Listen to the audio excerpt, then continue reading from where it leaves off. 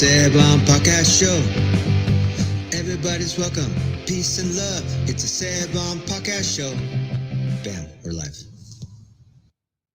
Bam, we're live. I was hoping that would cheer me up. Woo. Good morning. Good morning.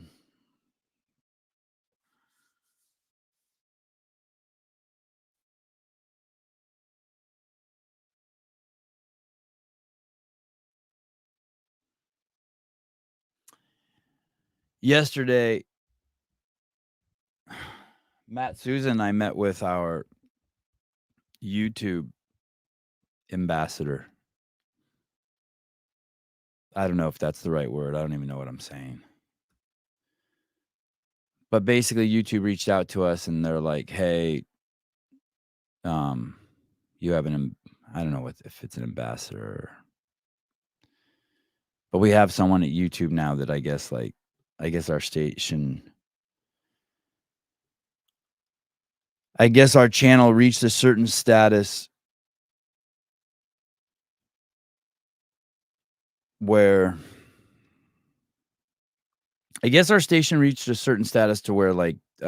we have someone there we can just talk to directly. So if we have a question.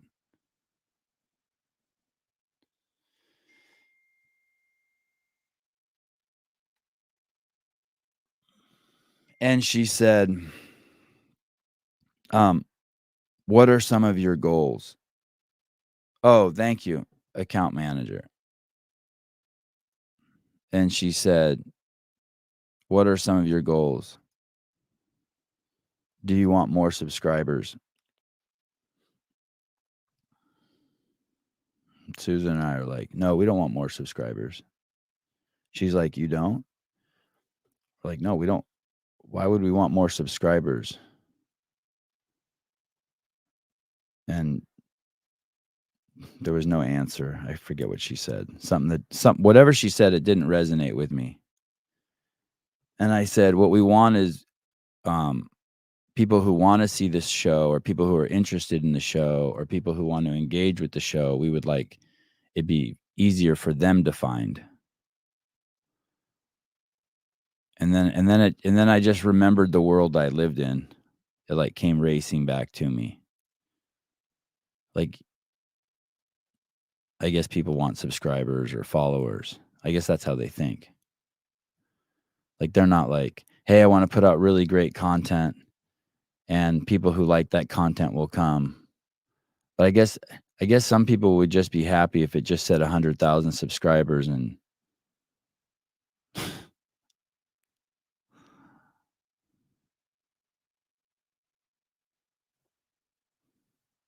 I live in a world with people who think differently, I guess. Why would you want subscribers if they weren't your subscribers? If they weren't there for you, if you weren't actually providing something for them? Why would I just want subscribers? It's weird if someone has a million subscribers, right? And all their videos only have like 800 views. Then you know those aren't even views, or even 5,000 views. Then you know those aren't even views. Those are people that just clicked over it because there's some percentage, right? That's just clicking over it.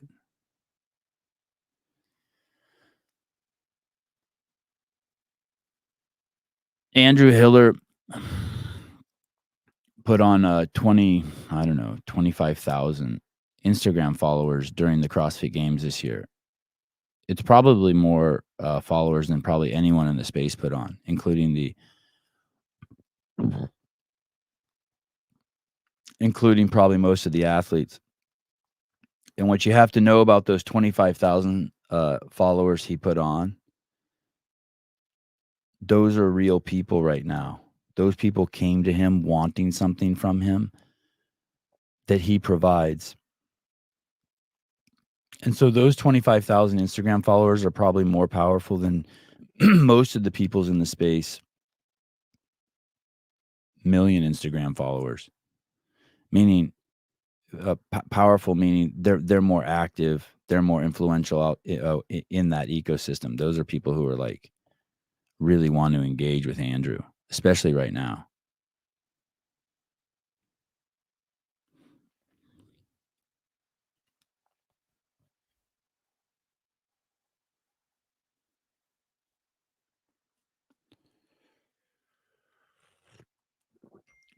Chris Beesterfield, the vibe is really low today. I really don't. I don't want to be here today. I can't ever remember not wanting to be here. I don't want to be here today. I'm going through something right now. Let me tell you what I'm going through. Everywhere I look, I'm seeing something that's like I really want to like people. That's my homeostasis is I really want to like people. And I don't mind not liking people, but I really want to like people. And even people I don't like, I know somewhere inside of me I really like them. But everywhere I look, people are saying shit, like everywhere I look, that's just completely fucking blowing my mind and making it uh like yesterday I got on the assault bike and I clicked on one podcast and they started saying just stuff that was just just can't believe the shit people are saying right now. And I'm going to give you some examples. And then I click to another podcast and someone says the same thing. And I click to another podcast and someone says the same thing. And I click to another podcast and someone says the same thing. And I see all these people fucking going live. And I know it's just people, and I know it's those same people that my account manager at YouTube was referencing. It's people who want subscribers. Like when the account manager asked me yesterday, she said, "How do you engage with people?" I'm like, "What do you mean, how do I engage with people?" She's like, "Well, what are you doing to engage with them?" And she gave some explanation that didn't even make sense to me. I didn't even know what she meant. But once again, it was to just get people to just follow you. Like, are you juggling balls to engage with them? I go, "Hey, I just go on every morning at 7 a.m. That's all I do. That's my whole shtick. Just go on every morning at 7 a.m. Delete Instagram. Are you kidding me? I love Instagram. Why would I do that?" But it's the stuff my friends are saying. It's the stuff my peers are saying. Let me tell you my favorite one. We need to get rid of volunteers at these events if they're volunteers and get paid people. And I'm like, are you listening to yourself? Do you remember the argument between paleo and zone? Do you remember that argument between paleo and zone?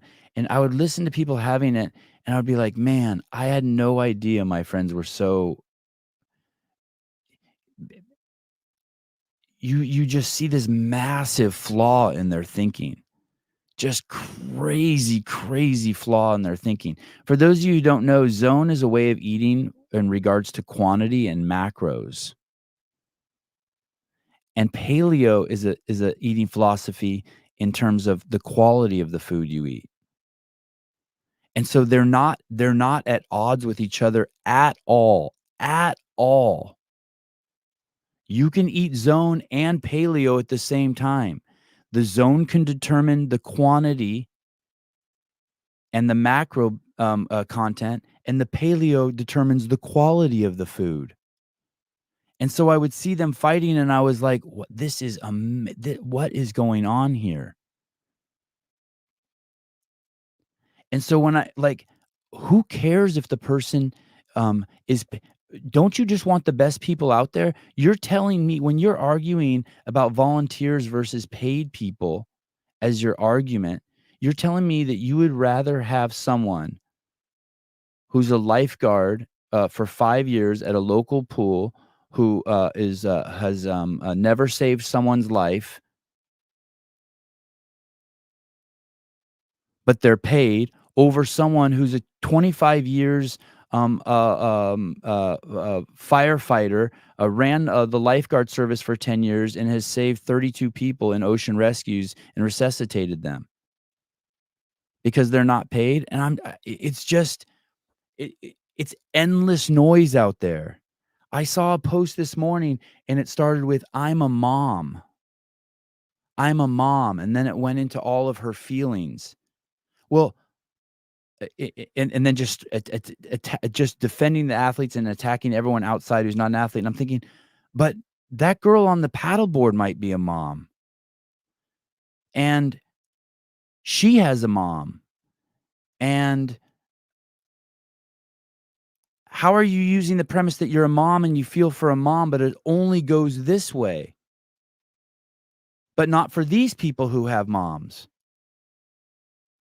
And everywhere I look, I see that. I just keep seeing the same thing. We want change. We want change. We want change. And I'm like, man, my cohort is so damaged. They're saying the most wild things. So I don't want to look up anymore. You know what I mean? I just want to live in it makes me want to just live in my world. It makes me just want to live in my world. Because I don't want to dislike those people. You know what I mean? I want to like those people. I guess I'm in denial, or I'm having trouble. I'm having trouble watching them process, I guess. You know, I've said some pretty venomous things here. I made that post about going after those people, and then this morning I just didn't have the stomach for it. I'm like, hey, should I pull up? I'm reading this post, and I'm like, should I just go through it line for line and break this person down about just how ridiculous it is what they're saying? And I just don't have the stomach for it. I don't. Sorry if I'm letting some of you guys down. I just don't have the stomach for it. Turn off my social media. I love my social media. Not turn off my social media. It's so fucking cool. It's so funny. It brings me so much happiness. It's so cool. It's hilarious. Why would I do that? Look at this. This is so good. Why would I turn this off? Went to the cafe yesterday, sitting there, and then I overheard a couple having an argument. You know, when you hear that sweet nectar of life? You know, when you like pause your own music?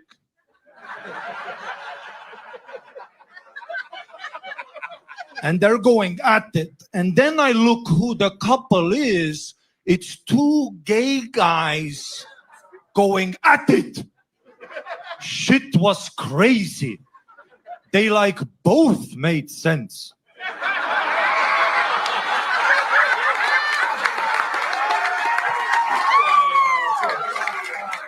Everybody stayed on one topic.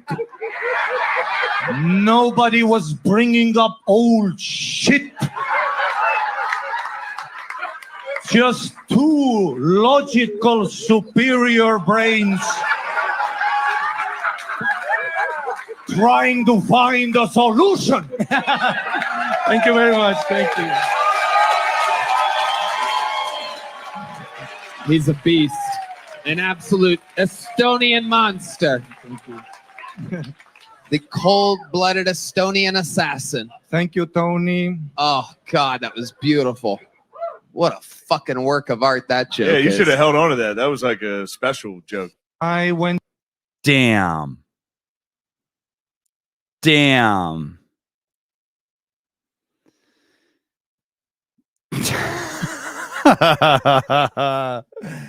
Two logical beings talking, not bringing up old shit. Fuck, I love men. But God, you should see my wife in the morning. It's fucking crazy. She has the craziest fucking body. And in the morning, she never has any blankets or sheets on her. And she sleeps in her underwear in this little tiny fucking spaghetti strap thing. And she has this my wife has this crazy V back. And the nicest skin on her back. Oh my God. She has this crazy ass. She does so much fucking squatting. My God. That's why I was so defensive in the Tanner Shuck video about air squats. My wife does so many air squats and lunges. It's fucking nuts. It's fucking crazy. You guys wouldn't believe what she looks like. And she has nutty. She has Alex Gazan hair. My wife's like an old Alex Gazan. That's probably why I like Gazan so much. Oh my, and it's all mine.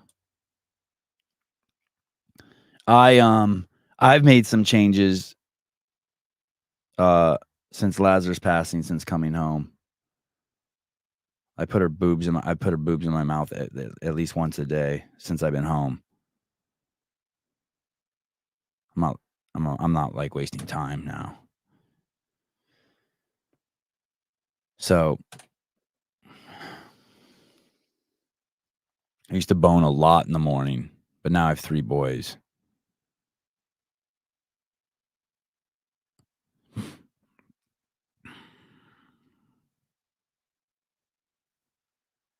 And my wife has beautiful arms too. It's crazy. Her whole body's crazy. I haven't used the exerciser yet. The exerciser is just sitting in my garage. It's still in its cardboard box. I've been just neglecting all my sponsors and everything. I need to stop doing that.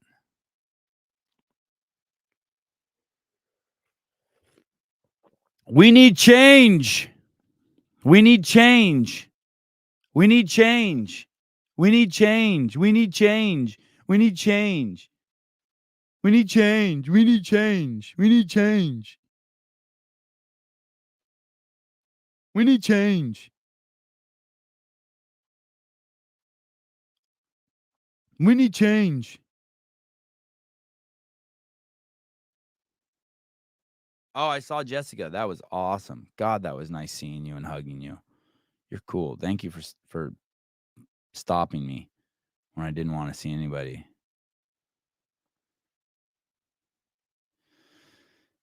Hearing you talk about your wife like that is kind of nice to hear. I hear complaints from guys at work. They get no validation from their spouses at home. I don't know if I get validation, but I mean, I think I'm pretty fucking cool that I have that in my bed.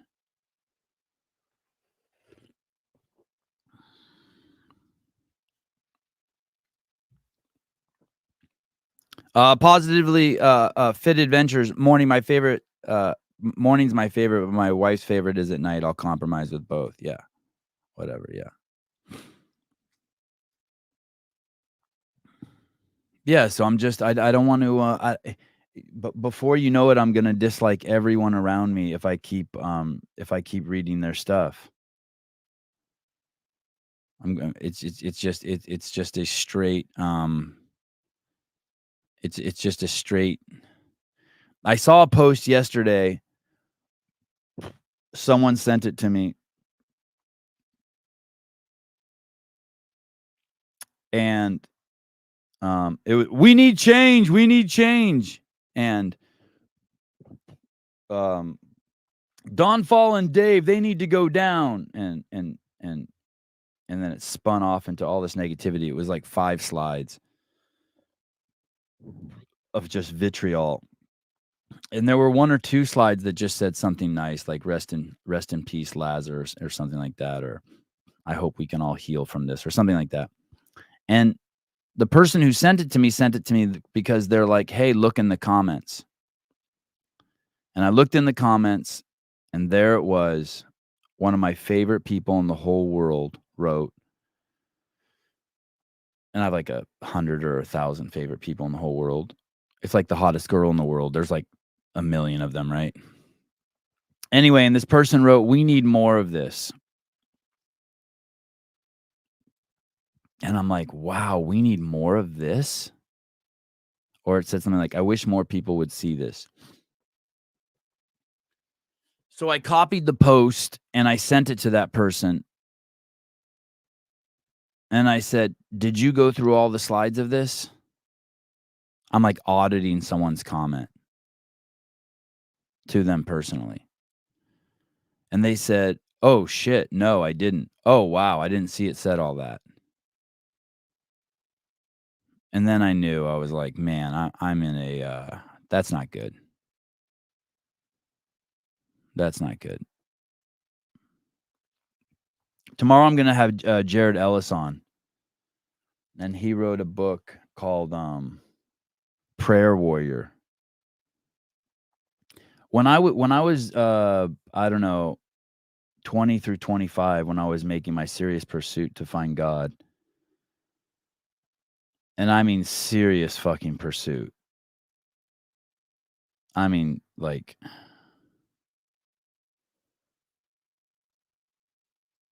serious. I'll give you like going days without talking to people, not saying a word, fasting, reading every fucking book I could get, listening to the Bible on audio, reading the Quran, fucking studying as much Buddhist scripture as I could, just digging.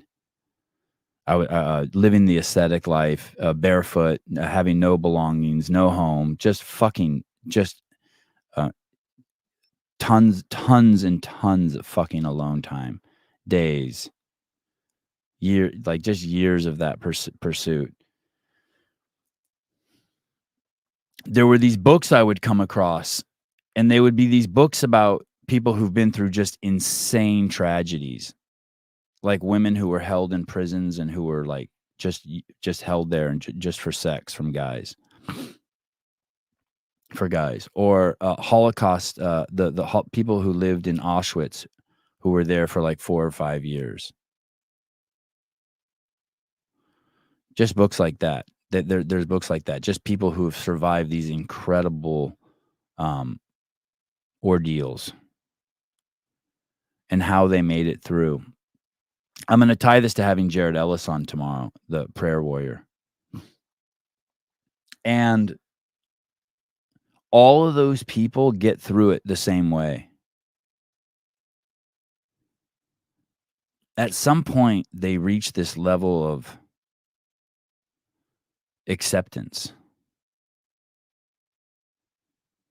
And it's like all the vitriol and anger and hatred, it all goes away.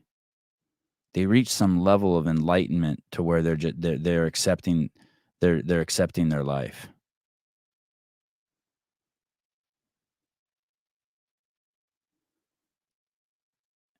It's like the way out is so fucking tiny of massive pain. It's like, and it's the same for everyone. You know how that everyone's like, we need change. We need change. No, not that. You know how everyone's like, going through all their pains and struggles and I'll give you an example. Like what I see in the comments, like, so what I saw in the comments yesterday from the show with Greg, that anytime you switch the conversation from blaming people, the people who really want to stick to just blaming get really fucking angry and they start attacking you. They struggle with the fucking conversation. All they want to talk about is blame.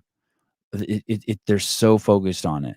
And because they're so focused on blame, that they can't even see other arguments. And so if you say something like, what was the temperature of the water? They'll be like, it doesn't matter. The lifeguard should have got him. Okay, I accept that. And then you're like, but what was the temperature of the water? And they're like, it doesn't matter. I mean, even if you accept their entire premise, right? Which most of them I do. I accept it. Like I said it on the show. I've said it on the show many times. I accept it.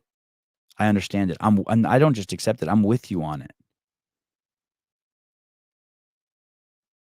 Could have been prevented. The drowning, the heart attack. He could have not. He could. All of it could have been prevented. I agree. But the second you start looking at, they don't want to switch. But that route, if you want to, that route, whether it be for Luca and his family or all of the athletes or anyone, that route 100% that going down that route doesn't bring you peace. Like the drunk driver that killed your kids, him going to jail or him getting the electric chair or you beating him with the steel pipe, that route doesn't give you peace. That's not the way out. That's not the way all of these people who've been through fucking horrible shit get out. That's not how you eventually come back to reality and can start living again.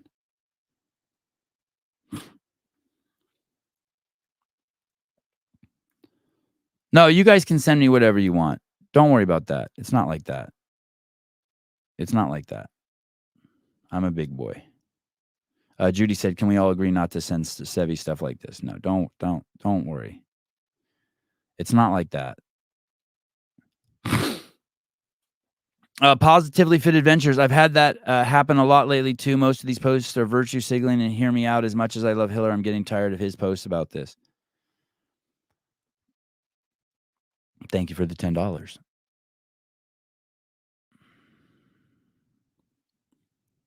Sevi, what do you think about what Hinshaw is saying right now? You'll need to unlock your iPhone first. What? Where I'm at this morning.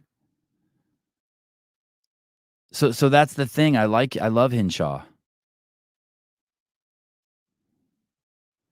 And so over here I have this side of me like, yep.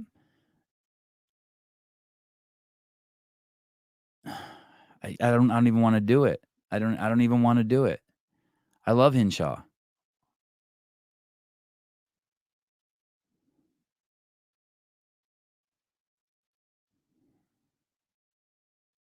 Can I send my nudes? Please. Thank God. Please. God, I love nudes.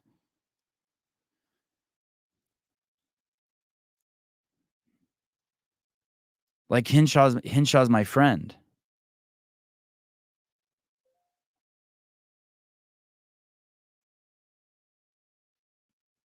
So I just reached this point.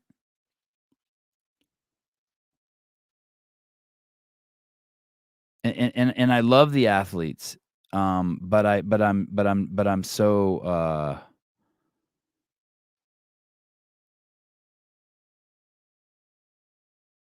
I've reached a limit with my capacity for some of the stuff that I'm seeing out there. It's just like, wow, I just cannot fucking believe what I'm seeing out there.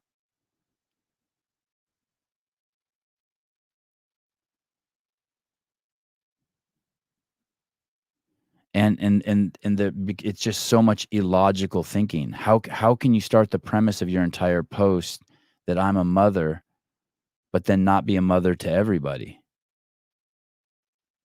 And then I start judging the person who wrote the post, and I'm like, wow.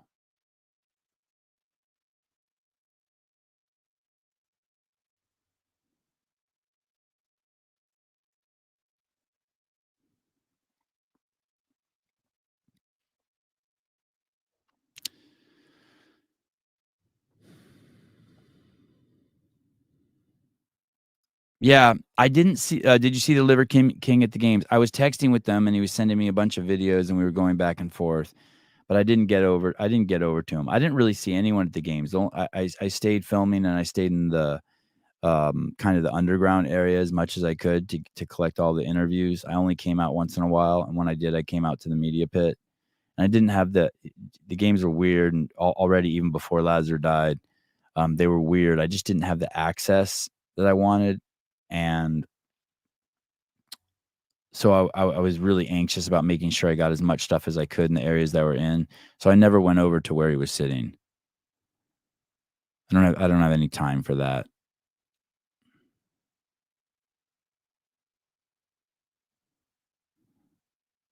It's not Sarah Cooper, so much noise until the facts are released. It's not just the noise, it's the lack of clarity in thinking. I want change. I want change. I want change. Like, so is the change you want for the games to happen every 4 years and it be taken down to 4 events? Like you're pushing something. You're pushing something that you're pushing for something, and you're like a little kid that's poking a hornet's nest. I had a friend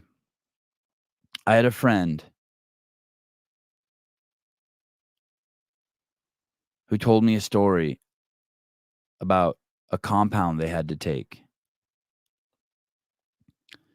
And this compound was surrounded by a 12-foot wall with like 5 buildings inside.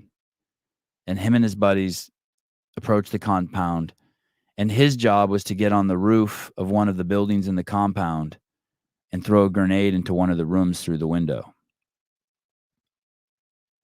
And he threw the grenade in through the window, and he missed. It bounced out. So he threw another grenade in through the window, and he missed, and it bounced out.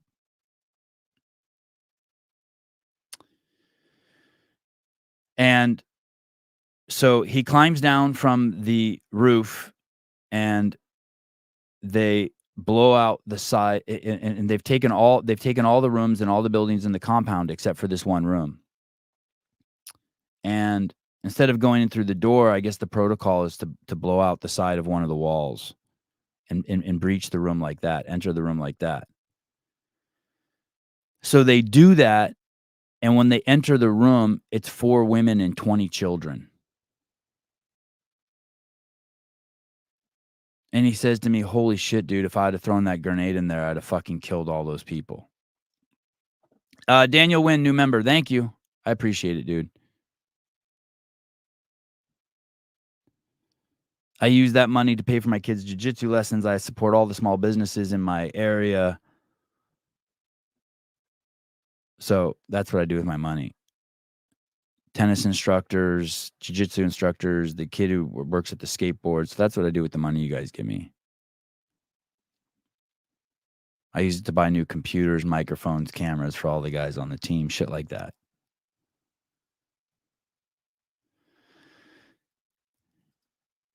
And so here we are. I want change. I want change. I want change. And it's like, boy, you better be careful what you're chanting. You better be careful for what you're chanting. I heard someone bring up the lake water at Madison. I don't remember if it was Morning Chalk Up or who wrote the article, but it was quickly proven to be fabricated. They had lied in the article.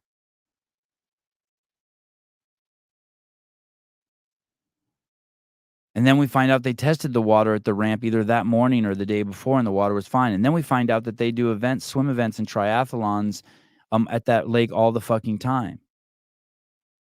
And then you find out that at every event where they're swimming in ocean water, at least 1 or 2 people get diarrhea. And then if you're down there and you're one of the film people, you realize that every year, at least a handful of athletes has explosive diarrhea. But now just because they swam in a lake, they're blaming it on the lake. And that's one of the things that's now in the change thing that is being used as like, hey, remember that time that we swam in the lake and they weren't thinking about us? It's like, dude.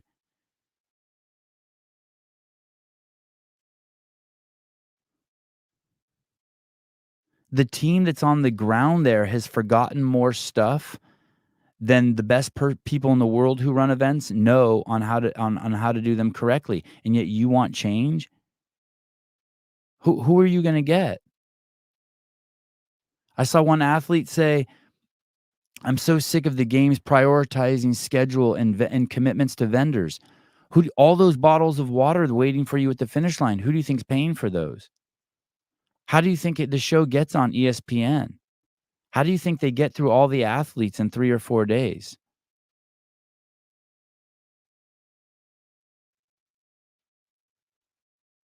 Who do you think pays for the venue?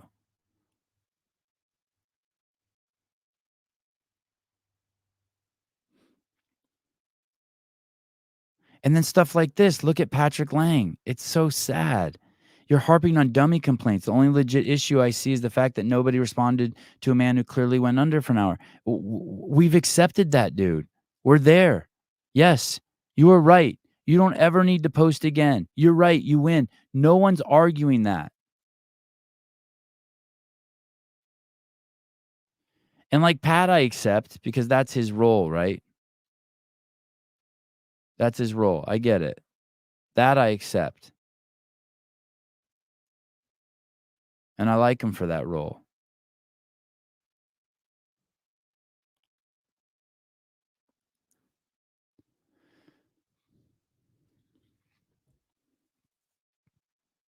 Not one post, not one person's brave enough to be like, hey, the truth is that for Luca and his family to get through this to the other side, they're going to have to find some peace.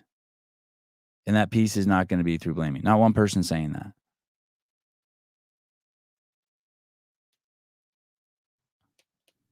You know what they're doing instead? They're throwing their own temper tantrum and exacerbating the path down the wrong way.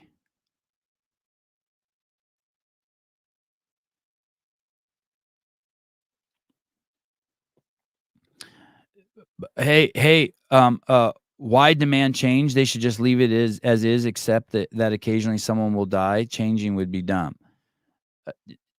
I'm assuming that's facetious. I'm not suggesting that there doesn't need to be some sort of change, but let me give you an example.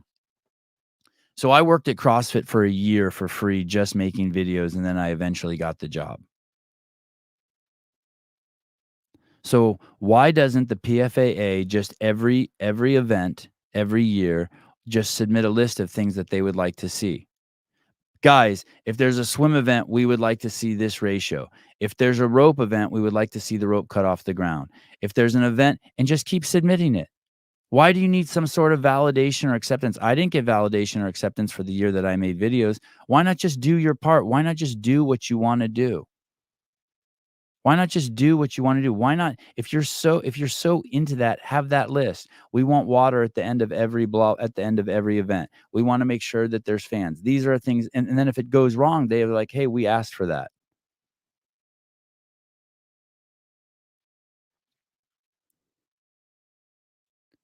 For every event, we want a 5-minute window for athletes to go to the bathroom. Just make your fucking list and submit it every single fucking time. Have the rules that you want. Get in where you fit in. Add value. Just add value. We want change. We want change. We want change.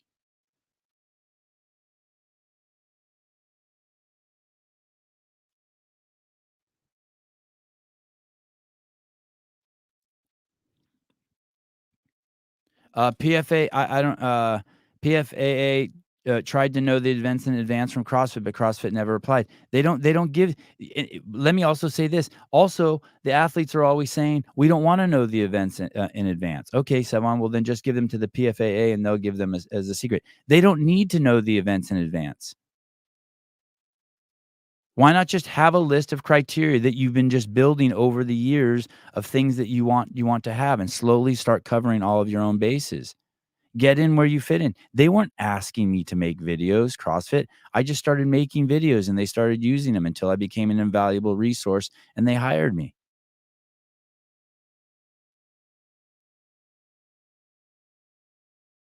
No, yeah, exactly. This is it. This is the nonsense. It's their complaint that requests for changes and answers to questions were falling on deaf ears. Yeah, that means nothing to me. That's not even true. That's not true, or not true. They don't. They have no proof of that. If they submitted something, fucking CrossFit read it.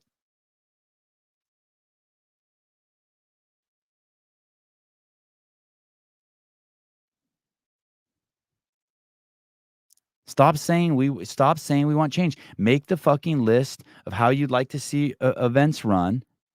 Have all the athletes sign it, or whatever athletes you want to sign it, and then submit it before every event. That's it.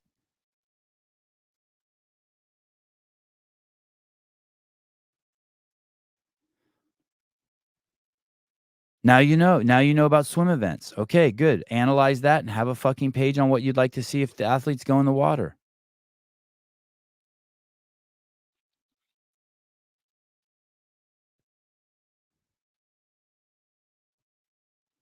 Uh, the Will Branstetter, the request outlined by PFAA about heat outdoor events was clearly listed too.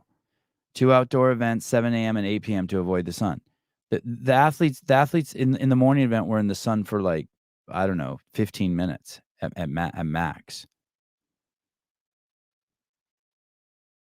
Yeah, I looked at Fikowski's post. It's a conflation of truths and untruths and emotional garbly-gook. And I fucking love Brent, but it's,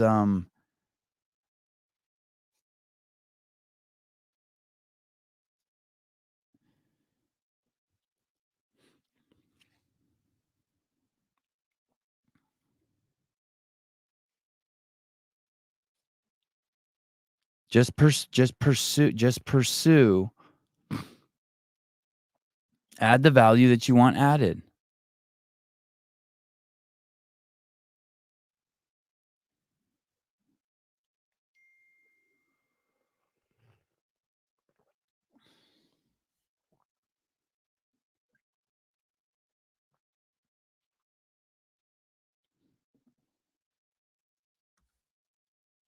I really liked Ricky's post. I really like Ricky Garard's post. Maybe I should pull it up. Maybe I should change the subject.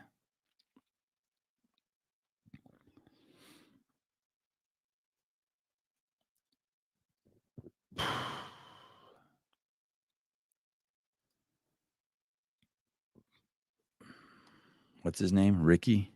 Ricky G.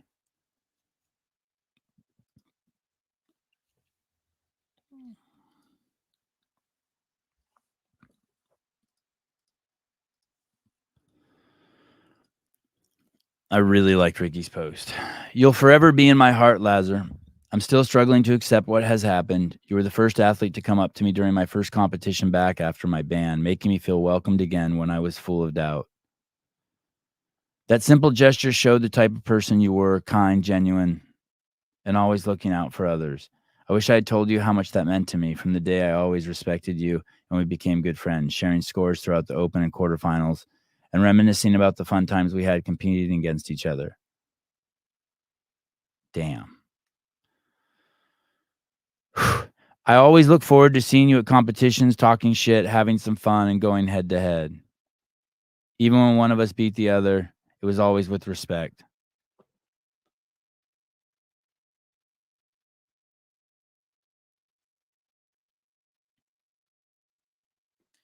And we could laugh about it afterwards.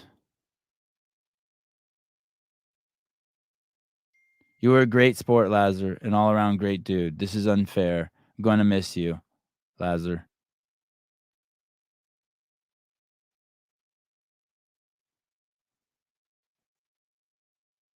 I just can't believe it. I continue to hurt for Anya, Luca, and your family. Rest in peace, brother.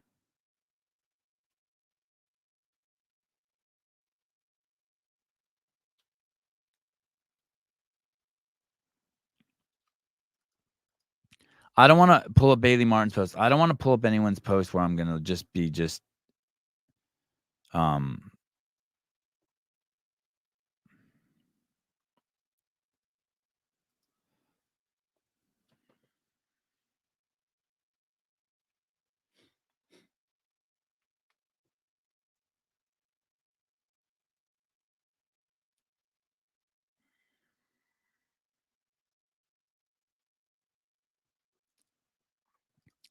What does Cara mean with her comment why she was pushed out? Who knows? Vincent, I still love you, Sebi. We can agree to disagree. Something my dad would say to me.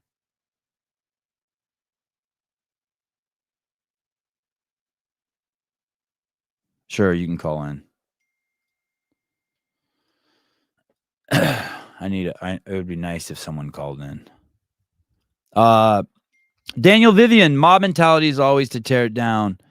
The value adders and change makers that you are calling for are rare. It takes courage and hard work to be the one that stands up. You're doing that, Sevon. I don't know.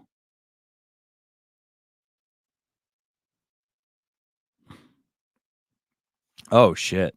Matt Schindeldecker. Awesome. Love it. A man who has seen tremendous tragedy in life. Crazy, crazy tragedy. How about some positive CrossFit news, Sebi? We received this note from one of our first juvenile long-term correctional facilities. This man has been one of our programs since its inception a year and a half ago. Let me see if I can get this caller on.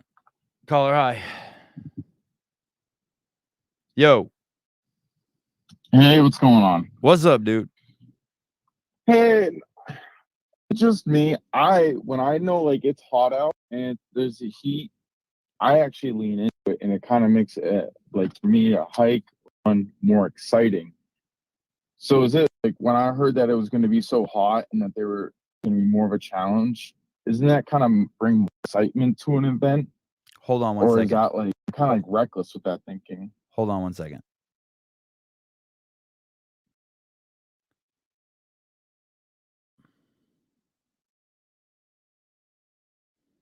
Hello.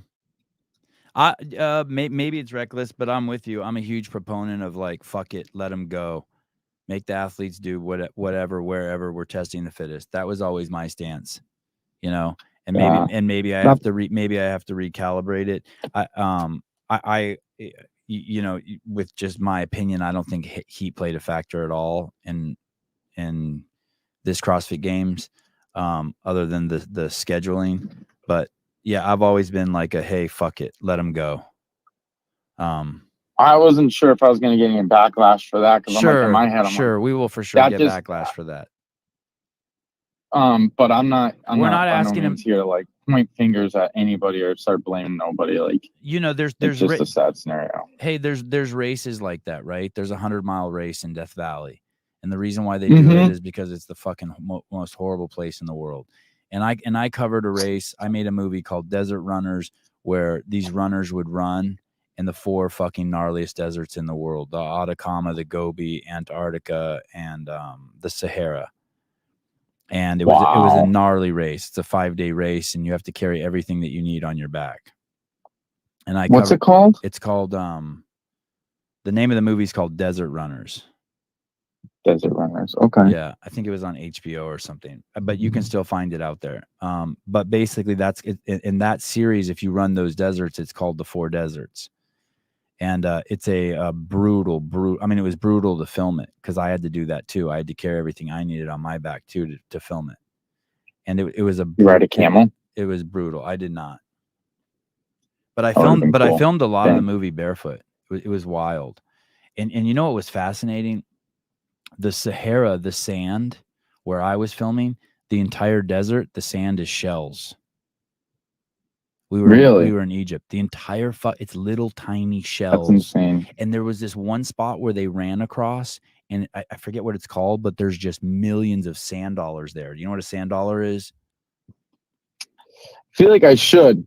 They're round and they're flat. It's a round, flat piece of sand, and it has an imprint of like a clover leaf on it. It's some sort of creature, I think. I don't even really understand what it is. Oh, it's like a fossil, right? Yeah, and when kids find, yeah, exactly. And when kids find them on the beach, they can't believe it. But they ran through a fucking desert that had millions of those things everywhere. It was fucking crazy.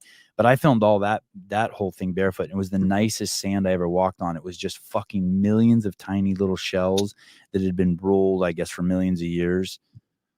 Unless you believe the Bible and the Earth's only 3,000 years old, then God created them. But I'm going with the millions of years of rolling in the sand, in the water when the oceans were there, and it was crazy. And there were like whale bones sticking up. It was nuts. It was a fucking crazy experience.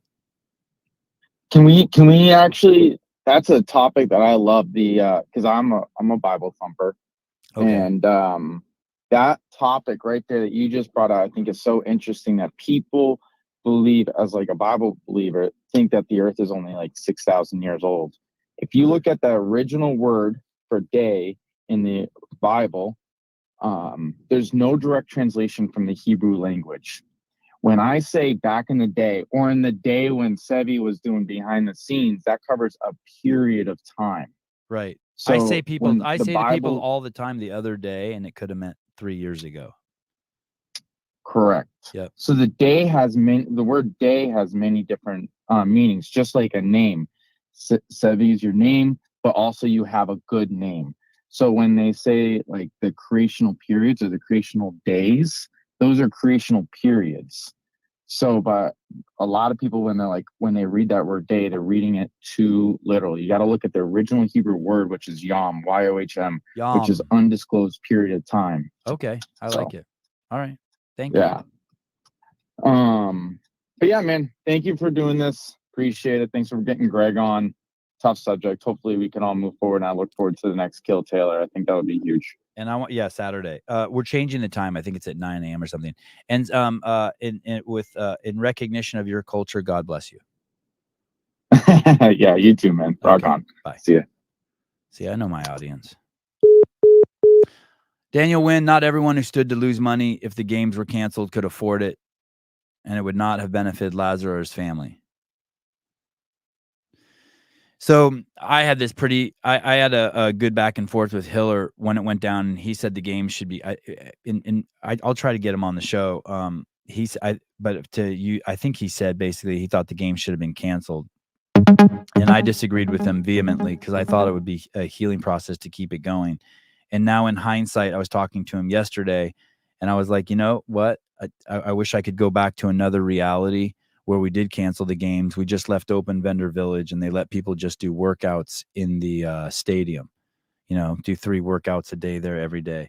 Because, and maybe this is just me being a pussy, but the reason why is because then all these other ancillary drama stories that are coming out, you know, like people asking for their minute back or just all the stories, we wouldn't have those. And I wouldn't have to process those. Caller, hi.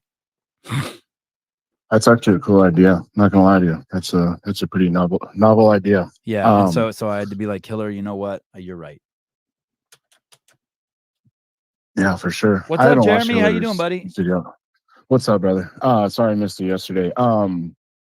Here's my perspective on the whole thing. First of all, I think you know me well enough. I'm not an outrage culture person. I'm not a mob. Like, let's go get them and you know, burn it down. I when I talk to you on the phone, I get centered. You are you're a rock for me. I appreciate you. I appreciate that. That means a lot. So my perspective, here's a question. With the progression of fitness, how fit people are getting, with every year, there's an assumption that safety is top priority, right? You would assume like that's, for example, when they, what was it, 9 months ago, 10 months ago, they announced, there was the rumors of Alabama, then they announced Texas. Yeah. Very first thought in my head was, boy, it's going to be hot. I live in Wisconsin and I drove 45 minutes to get to Madison. And, you know, the 6-7 years it was here, it got hot out, right? So I'm imagining, man, Texas is even hotter. And in certain parts, especially Dallas, Fort Worth, it's even more humid.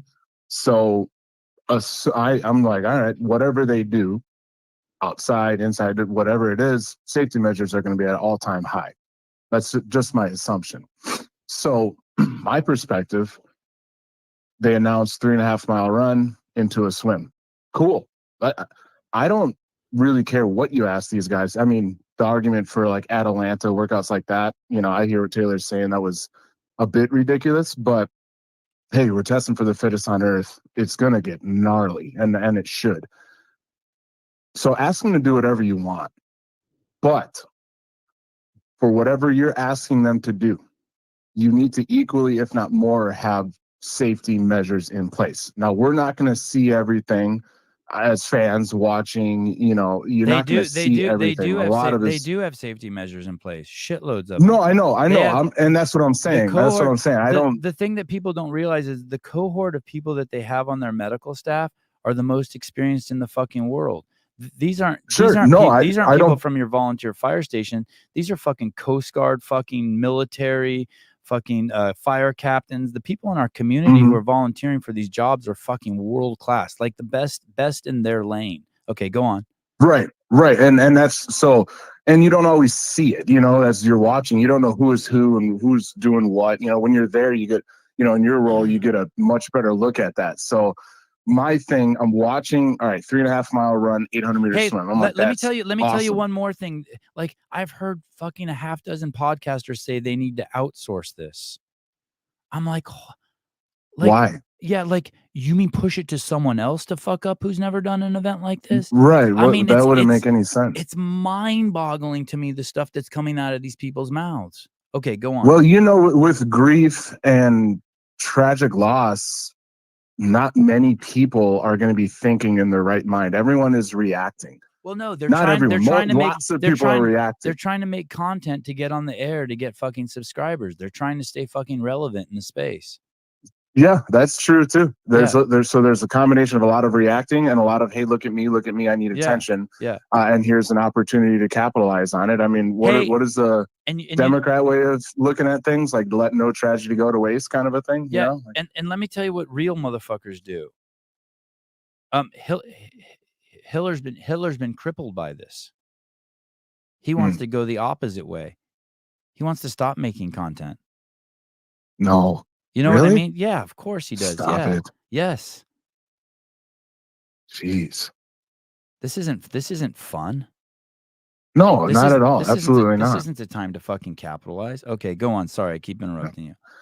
No, you're good. So going into the event, I'm assuming safety's at all-time high. And what I mean by that, and a visual would be there. I mean, I deployed, and there's missions that you need all-time safety, and then there's missions where, all right, we can bring it down a little bit. It's not quote unquote that big of a deal. Well, I'm assuming watching the water as they're getting in, that we're going to see something along the lines of a specific lane, maybe 20 to 30 meters wide, maybe every 10 to 20 meters is a lifeguard or a paddle boat or a jet ski, or just like this almost overwhelming amount of safety, to the point where, especially with outsiders, they would, oh, that's ridiculous that they have that much safety. Let the PFAA write that up and submit that.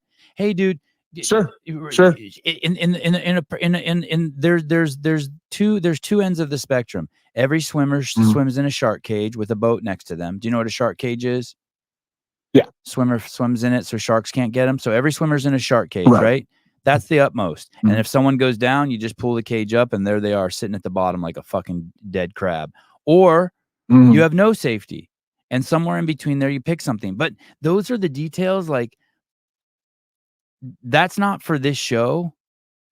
And when all you do is ask for change, that's not what you're going to get. When you say I want change, the people at HQ are hearing you want someone fired. Sure. You know what I mean? And let me tell you, there's no one on the PFA, there's no combination of any 1,000 people that knows more how to run these events safely than the people at CrossFit HQ. Not anywhere in the world. That's my stance. I agree, because if you look at over the years, how many people could have been injured in all these different situations, and if these people that are posting do cite an example, it's like the young lady from 10 years ago that they had someone paddleboard with her the whole time. Right. Miko Salo, I think Sean Willen brought up Miko Salo's eardrum. Yeah, why even bring up Miko Salo? Why bring up Miko Salo? Because they're all banding together to try to force change that they really can't even define, or they're just saying, oh, this happened or this happened. Okay, there's another side to that spectrum. All of these things have happened. Well, and by all, I mean a handful of things have happened. Think about Oh, you broke up. You're breaking up so bad. Sorry, I lost you, Jeremy. Edgar, we do need change. Means nothing to me. Sorry, Edgar, you're not going to like this. I apologize. But the change we need is union. Nothing. So more idiots can clamor. Okay, but it means nothing to me. The CF community has been divided for too long. Divided. Even between those idiots that wore masks and wanted gyms shut down and didn't let people in their gyms unless they took drugs. Is that what you mean by divided? Didn't understand Greg's message of the 5 buckets of death and we have the cure for the world's most vexing problem. It's time to bring everyone together for HQ to be more open with how they handle certain things. I don't even know what you mean by that. The people who want to be involved in safety, just insert yourself.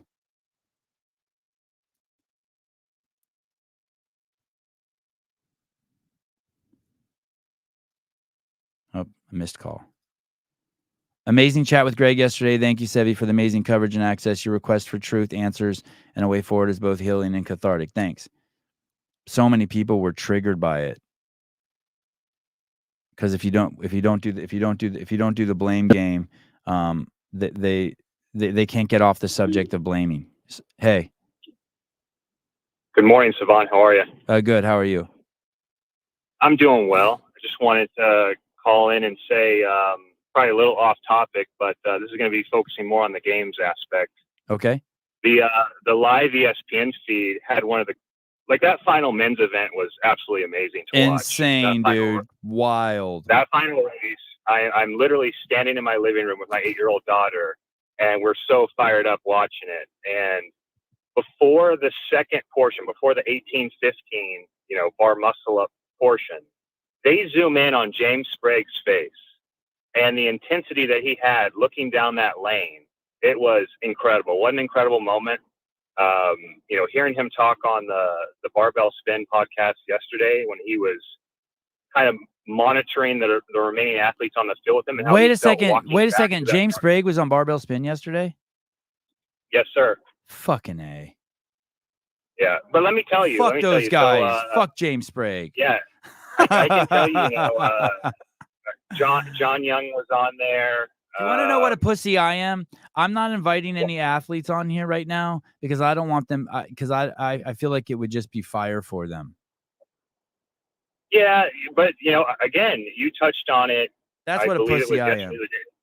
Yeah, you're not. You touched on it the day before when you said, the Christian athletes brought a tool set into that event to handle what happened that weekend in a way that other people couldn't. And I think Sprague is still carrying those same tools on even after decompressing from what a wild 4 days that must have been for him. Yeah, I love James. He's so awesome. He's so awesome. I love him too. He's God, like he's so awesome.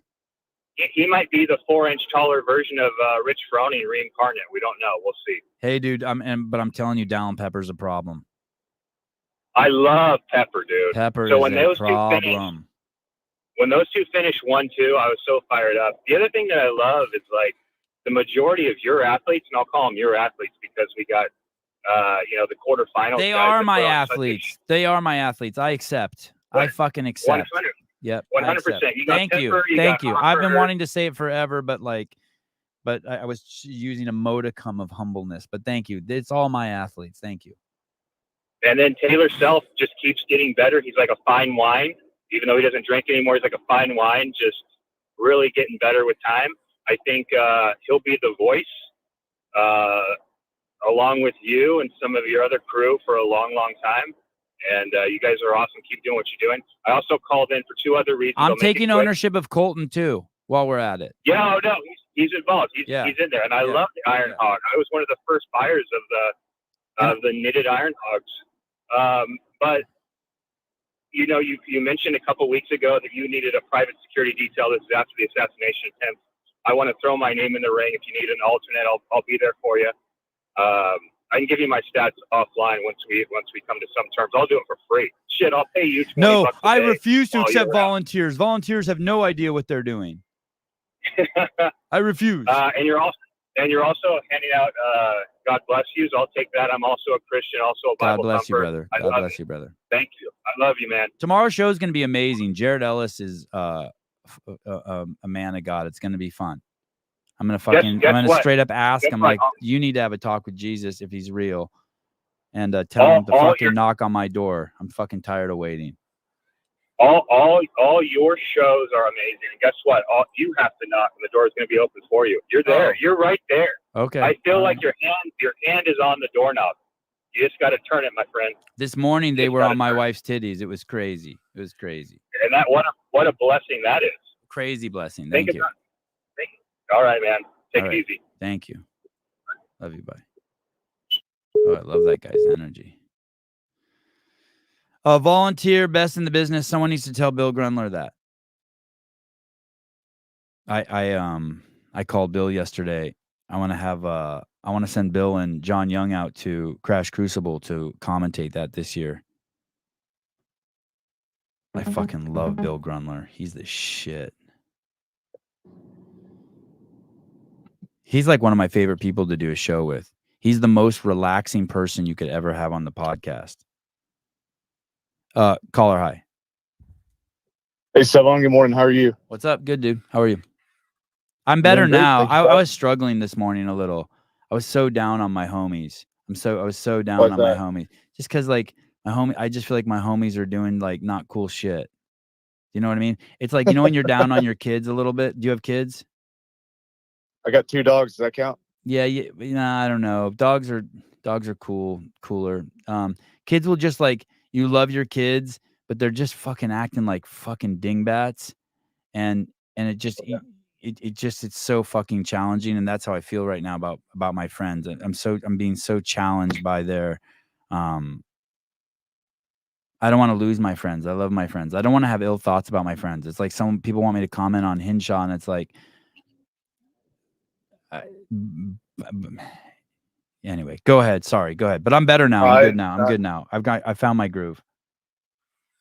Well, I'm just to start. It's not my question why I called in, but now that you said it, might as well just bring it up. Like I actually, before I called in, I was listening to that Talking Elite Fitness podcast where they had Henshaw on, Yeah. and Henshaw was almost like blaming himself, where like he's like, I have so much regret that I didn't get in the water, because he said that he walked the boat ramp. He said that the boat ramp was covered in rocks, and there were only 2 girls that were parked by the boat ramp. So let me where the athletes- let me say that too. Like, so he says that the ramp was covered with rocks and there were only 2 girls there. That's the kind of shit that fucking drives me crazy. What do I care if it's covered in ramps? Like, now you give me that information, but don't tell me why being covered in rocks is bad, and I have to make up my own story. What's wrong with just 2 girls at the ramp? And so that's what I'm talking about. That's the shit my friends are saying, that I'm like, dude, all you're doing is inciting fucking violence, because what people do unconsciously is then they start spinning a story about that. Like 2 girls at the ramps isn't enough because Hinshaw said it, or rocks on the ramp aren't good. Like, of course I expect there to be rocks on the ramp. Of course I expect there to be 2 girls. What are you saying? Why do I have to pass judgment on that because you said it with the implication that it's bad, but you don't give any reason? That's the stuff I'm talking about. We want change. We want change. Like, how, what? Well, I'm right there with you. What the And, fuck, listening dude? to it too, You're just like, the fucking first thing that- adding fucking gasoline to the fucking fire with no, like, hey, that's the stuff I'm talking about. I'm not like that. I'm not I'm trying not to read into shit. That's my whole shtick with life. That's how I stay present. That's how I stay one with God. I don't want to read into shit. I'm here for the fucking experience. If you have an issue with it, tell me what it fucking is. I agree. And listening to it, like, it aggravated me just like you, because I feel like everybody's reaching really far for something right now, or trying to find something to be angry about, or try to find something to. We need a union. Like, what the fuck does that do for me? What the fuck does that? Right. We need more transparency from what? From HQ. What, you want everyone there to wear see-through fucking pants and underwear? What do you mean more transparency? It's just. I agree completely. How can we help you get more subscribers? Why would I want more subscribers? What? Like, when she says that to me, I have to fill in the blank. Like, somehow that's a good thing. I don't want more subscribers. I want more people to engage with. Well, why you're feeling the way that you are is valid, because it's just hearing all the podcast stuff lately and listening to everybody. It's just people are reaching for things that just are outside, like, not outside, just that, not the realm of possibility, but it's just, it's becoming too much, and it's turning into this thing that just is becoming a little bit asinine at times. So I completely understand your frustration. Nobody nobody wants a blowjob. Everyone once you've had a girl that can't keep your dick out of her mouth, you never want a blowjob again. You realize what you want is you want a girl who can't keep your dick out of your mouth. And there's a huge fucking distinction between the two. 100%. And it's like, it's just fucking nuts. And I'm just not where those people are. And so I'm I don't know. Maybe I'm just old. Maybe I've lived too much life. Maybe I'm just too cool for everyone. No, it's a frustrating time, because I know for you, you're very involved in the space. You've been in it for a long time, and you see a lot of people that you care about and have intimate relationships with. And it's kind of like what you were talking about in some previous episodes, where, you have some people that agreed with the games continuing and some people don't. And it's just, it's becoming one of these things of, like, you have your stance, they have theirs, and it's hard to find a middle ground. And it's not just for you and your friends, it's for everybody in the community right now. I'm so open to what they would say if they would say it. 100%. Hey, I I don't think there should be swimming events anymore. Cool. I disagree with you. Let's talk about it. I agree. You know what I mean? I'm so with that. It's like the two candidates. I'm going to change the economy and make it better and lower the price of food. Means nothing to me. I'm going to allow for there to be more drilling so that there's more oil, so the cost of oil comes down, so that the transportation of food to your store comes down, so then the price of food comes down. Okay, got it. You know what I mean? I like the second guy, what the second guy says better because I get it. I don't believe the first 100. guy. Unfortunately, I think it's just going to be like this for a while. Right.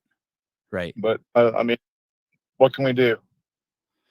My question for Well, you know what? Seven, what can we do? You know what? I guess I just have to take more deep breaths, and you know, some people say, "Hey, just don't look at it." I guess I don't know. I don't want to I be in think denial. there needs to be more like what you were saying, like whatever your stance is, cool, but let's talk about it. I don't feel like there's a lot of engagement with others. I think a lot of it's now just like, hey, I'm going to put on this person's podcast, or hey, I didn't know this person was doing a podcast today. This person said that. This person said this, and it's not a lot of cohesiveness. It's everybody kind of off doing their own thing because I think that everybody has their own frustrations and not everybody's coming together at this moment in time. Everybody's off doing their own thing, Right. and giving their own story. And I don't know. Someone in the comments wrote, "You should donate all the money that people are donating in the chat to Lazar."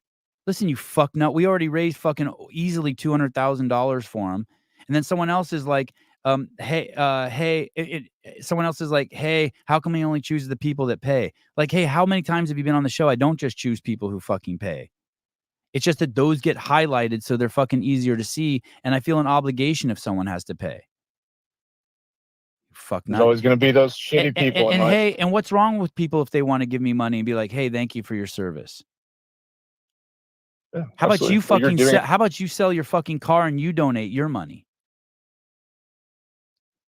Tell me what to do I with my agree. money. Anyway, sorry. Now I'm off on a tangent.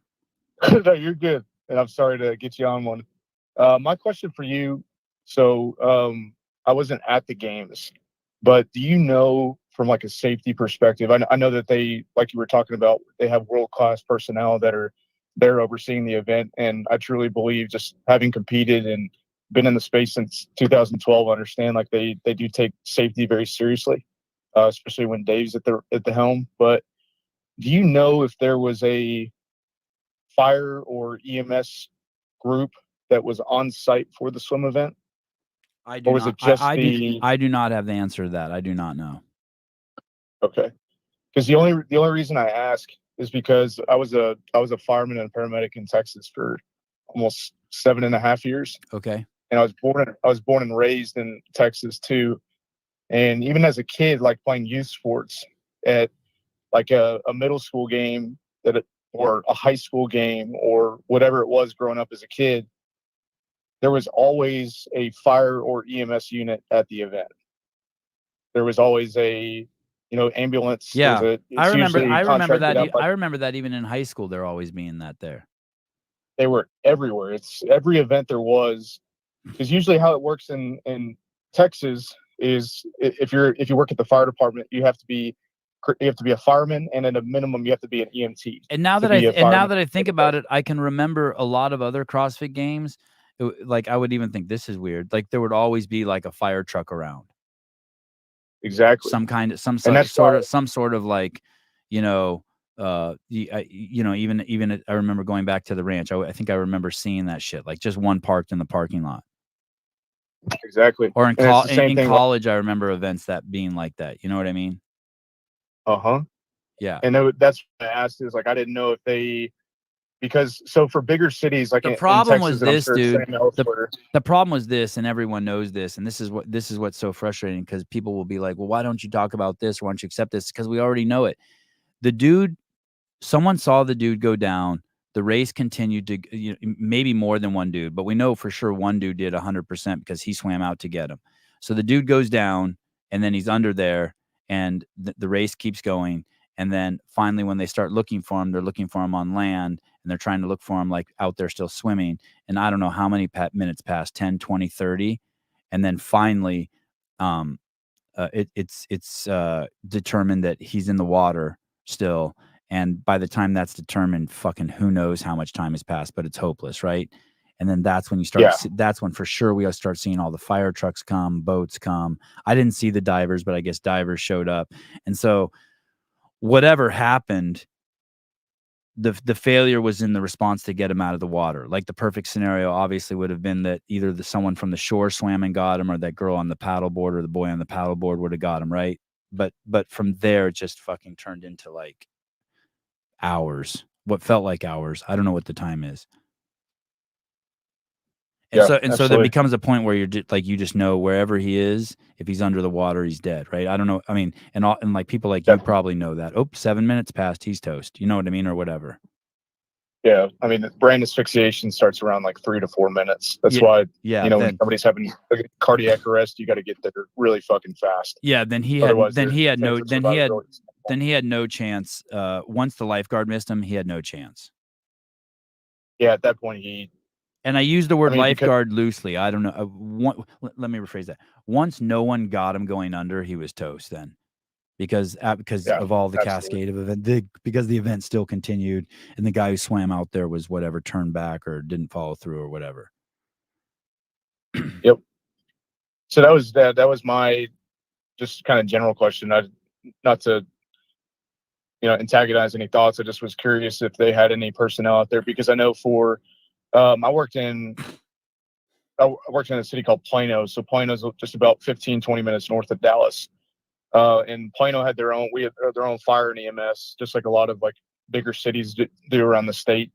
And then to be a fireman in the state of Texas, you have to be a fireman and you have to be at a baseline in EMT. But most departments nowadays won't touch you or take a look at you, especially like your higher paying departments in Texas, unless you're a paramedic too.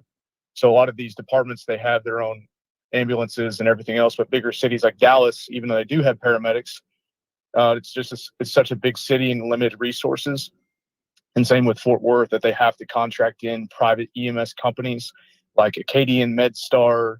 There's a vast majority of companies that are contracted out to assist them with EMS just because of the volume and the size of the city. So I'd be curious if there was any communication with the fire department about safety in that regard, or if there was conversation. I have no idea. I could speculate. I've heard things, but I have no idea. Gotcha. You know what I mean? I've heard, and not that it's the same as having the trucks out there and the guys who are on the clock, but the place is littered with those people also, right? So like if you went down the list if you looked at like all the volunteers standing there and you went down there and asked them what their vocation is, every other one is some sort of medical professional, right? So the fucking ding dong rolling out the deadlift plates, every other one is either an army medic or a fucking nurse or a fucking cardiologist. That's what's kind of cool about the community. Every other fucking I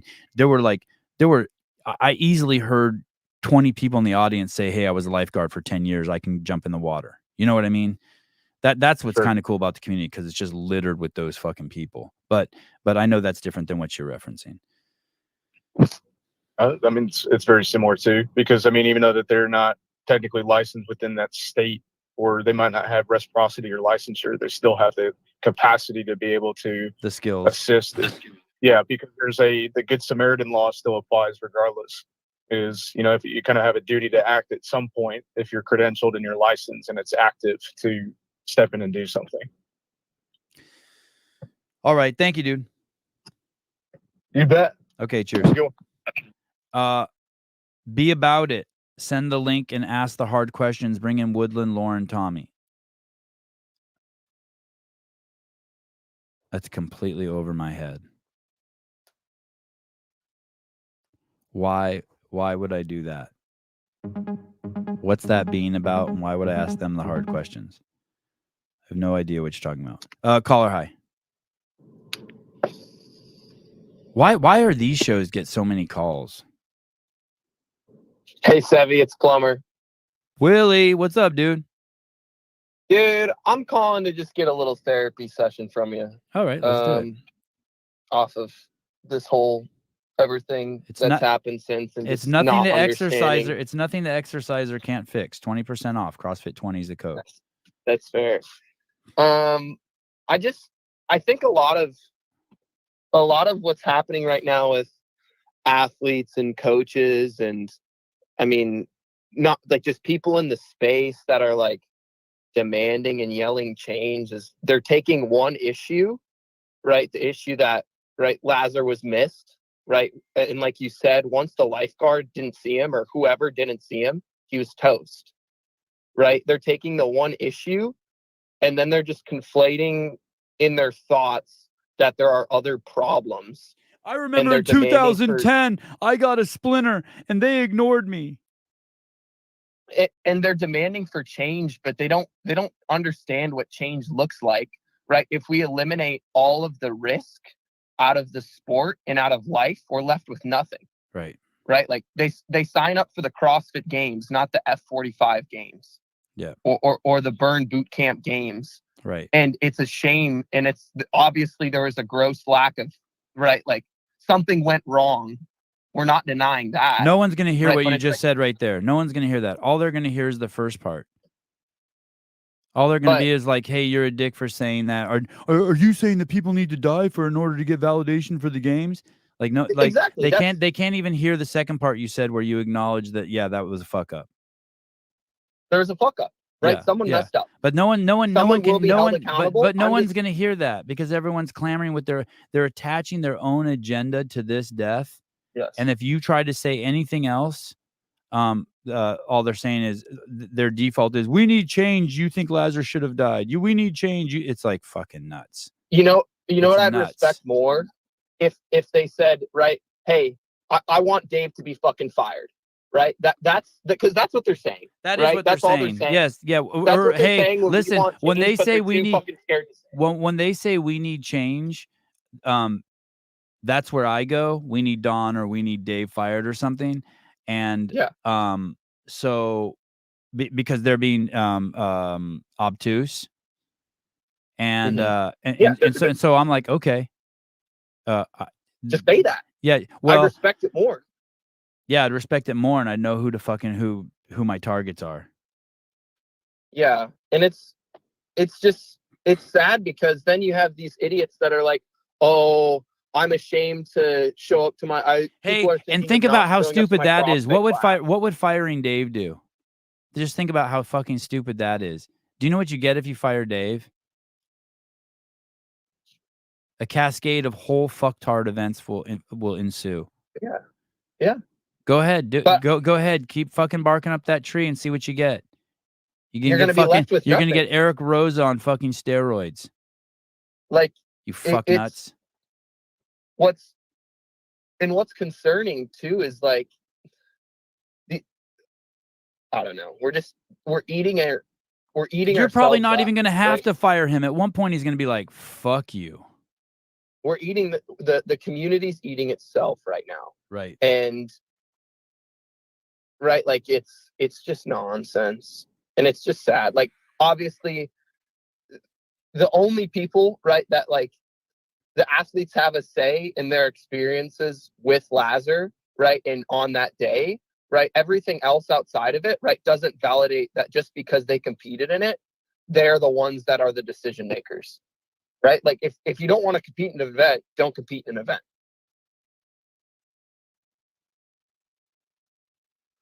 That's where they hold the most power, right? Like if you wanted to sit 60 seconds from an event, right? That was your decision. Right. Stick with it. Right.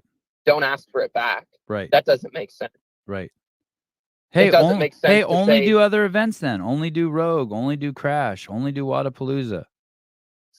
Well, and then you look at but I do want to say this in defense of Fikowski.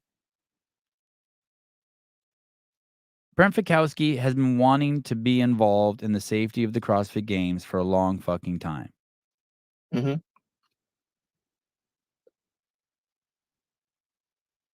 And it's not like he's not jumping on the bandwagon. No. Yeah. Okay. He's one who's been preaching it, right? Right, like, right. That's important. That's important to know. But Fikowski's been leading the way. I don't know if the way he's doing it is the way I would have done it. I don't have intimacy in how the PFAA is working. I saw what they did at Wadapalooza, and that fucking was not good. That was atrocious. I've never seen any. I've never. Yeah, but at least he's doing something. And so when he says stuff like in times like this, I'm not like. I'll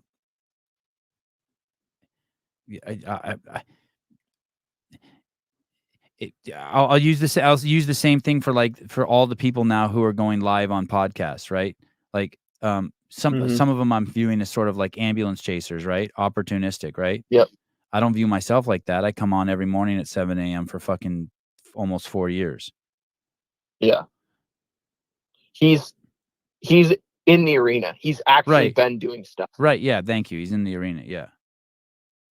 It's just I don't see anything as Fikowski is doing as self-serving. I'm not looking at Fikowski. it's and be not like, out of character. I don't think like he's virtue signaling or anything like that. Yeah, exactly.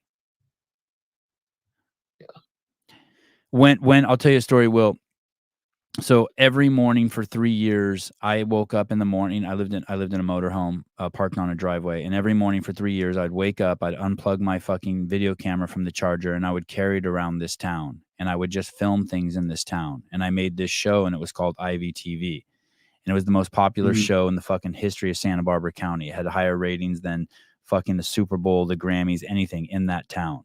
And in 3 years, I made 20 shows, and all I did was walk around and film, and then put the shows together and put one out like every 6 weeks, right? And it was a wild and crazy show. And this was before there was the internet. There was no YouTube or anything. So then I had to lug the fucking tape down to the local television station, public access station, and I'd play it. And the whole fucking county would go silent and watch the show. And it was a wild show.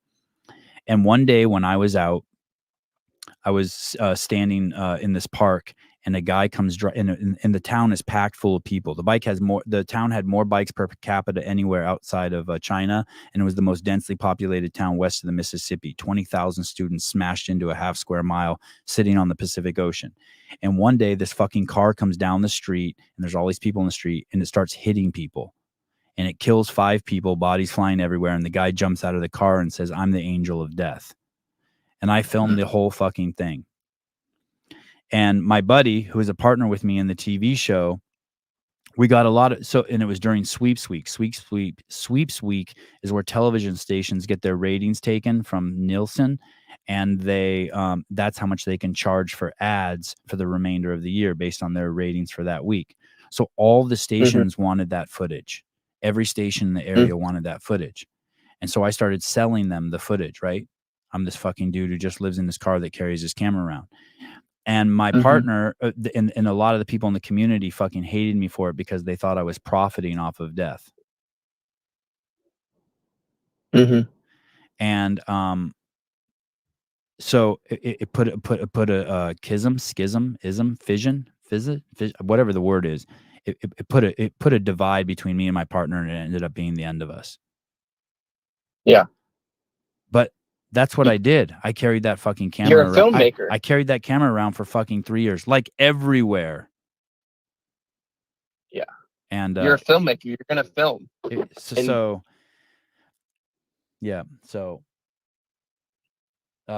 Anyway, I forget the point of that story. Oh, people just the difference between people. Yeah, someone like Fikowski. Like, I'm okay with him leveraging this incident for him to push his agenda forward, because that has always been his agenda. Yeah. But the rest of these ding dongs, I'm like, what are you doing? That are hopping on saying, "Oh, I'm not proud to be associated with CrossFit." Oh or, "I'm yeah, not go this," or, fuck "I'm not yourself. that." Yeah, go fuck yourself. But like, and then it's bozos. How about this? I'm not gonna do CrossFit anymore. Like, what? Yeah, what? Oh, okay. So you're gonna still do thrusters and burpees, but you're gonna call it something else. I know it's bizarro world.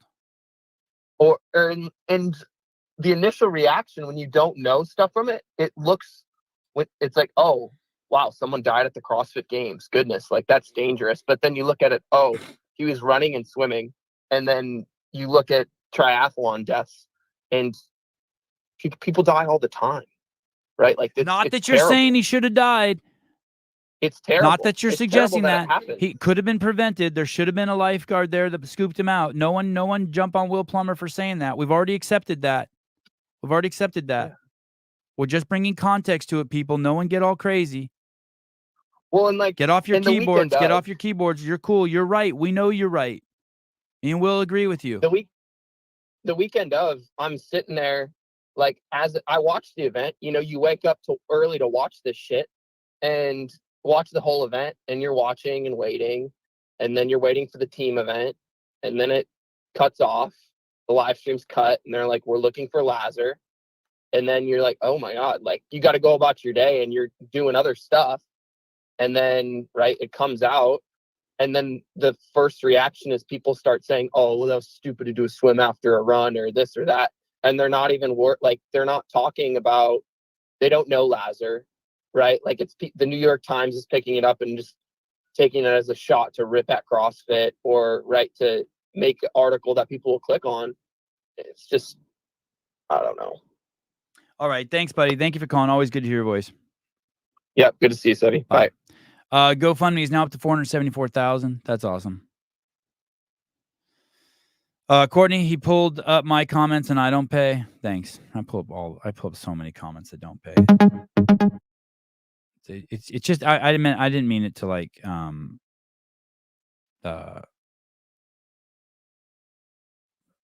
didn't mean it like I'm not begging for like sympathy or anything. I just meant it as an example of retardation. David Gora, what's up, David? If anything, CrossFit needs to work more with organizations for games events. Ironman runs swim events every year. Surely there are insights that can be pulled from how these run these events. Who knows if they don't? Who knows if they don't? Who knows if there's not 10 fucking Ironmen on the fucking staff? Who knows if like the premier fucking Ironman coordinator for fucking 10 years isn't running it? Hey, maybe Ironman should work more with CrossFit people.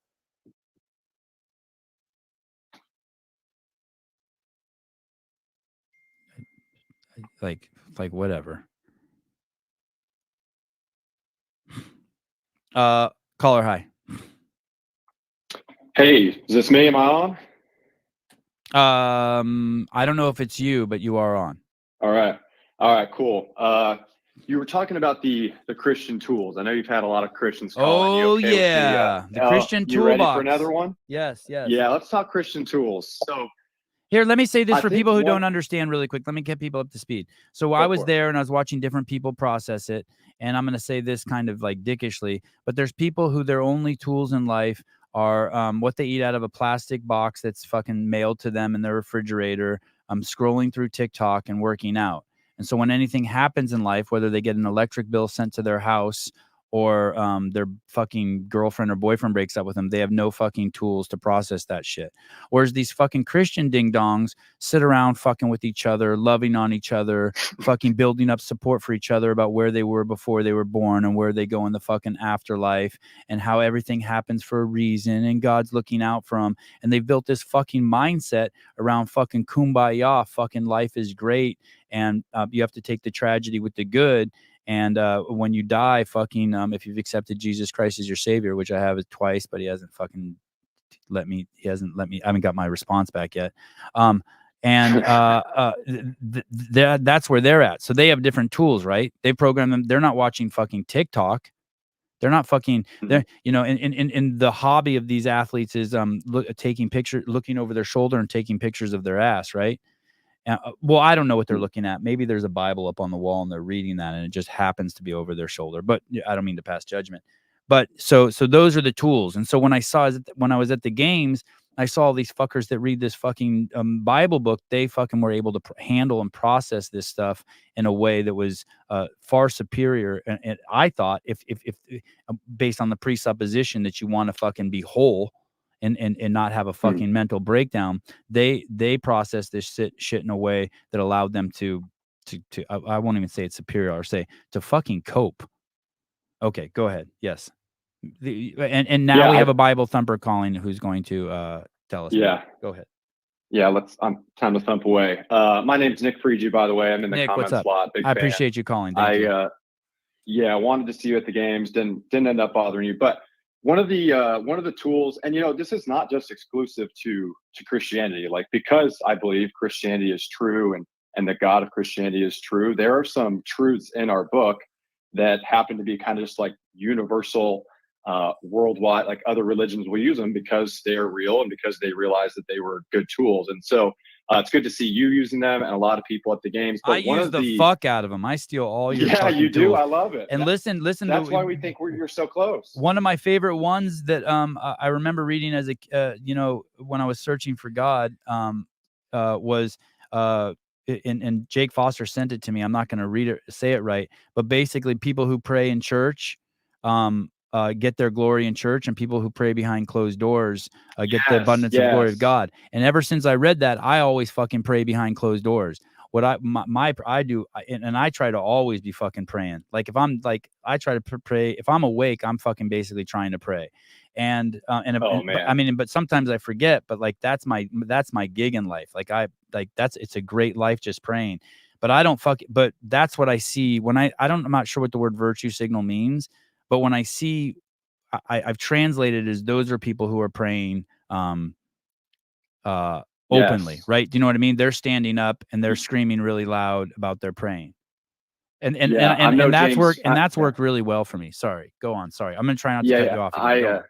No, it's good. Yeah, you're saying good stuff. So I mean, I wish I had that verse pulled up, but there is a verse about, if you pray in front of people or you show your virtue, I said it better than it's in the Bible, dude. I said it better than it's in the Bible, just so you know. The Savon version is an upgraded version. Yes. But it's true. So they'll say, like, if you do your good works in front of people, way to go. You got your reward from those people blowing you in the comments and being like, oh my gosh, what a great job. You're so great. Way to be supportive. Way to be mad.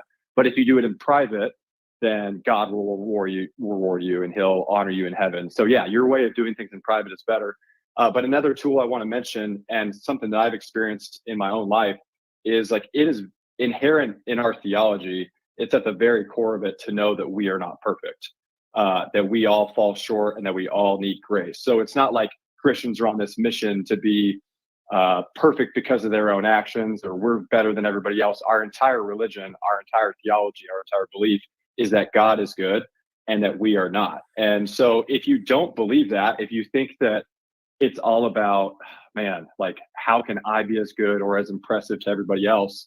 It's going to be this constant journey of trying to push yourself up and pull others down. And then it becomes way easier. It becomes way more natural to when you see somebody mess up to like, dude, you nailed it. There's so much pulling down.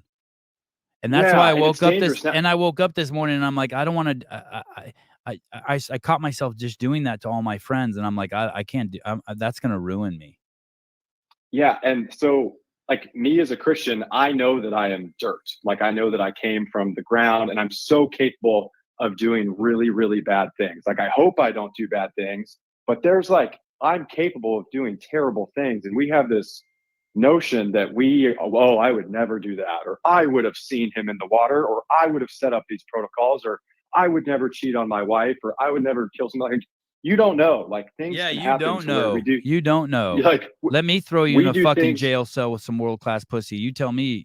Then let me ask you can cheat on your wife. There was I'll share. Oh, maybe I shouldn't share this because I said my name, but whatever. Everybody already knows. But there was a girl at our gym who ended up having an affair with a bunch of people, and it was terrible. It was brutal, like so messy. Cost me probably 30 members and $100,000, but whatever. And all these people after were just attacking her, saying like, "I would never do that. I'm never capable of that." I just keep thinking about how hot she must be. God, she must be hot. But go on. She had a lot going for her. Yeah. She had a lot going for her. So and I was like, careful, guys. I was like, careful saying you would never do it. And there was this one guy that said she switched gyms and he wouldn't even go work out at that gym because he said, I don't even want to be around her. I just think it's so disgusting. 1 year later, that dude cheated on his wife. So it's just like, I would maybe move to that gym. I'm attracted to it. I'm attracted. I am a man of the flesh. So that dude yesterday that commented and Greg called it out, and you called it out, that said, how dare, like, give grace to the lifeguard.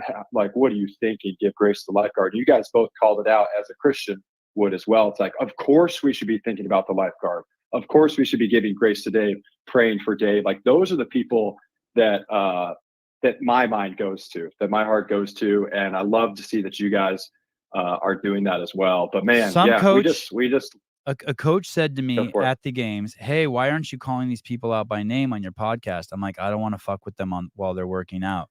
He's like, well, they're fucking with other people just by what they're doing. And I go, yeah, but I'm not them. Yeah. I'm not doing stuff to other people just because they did it to me.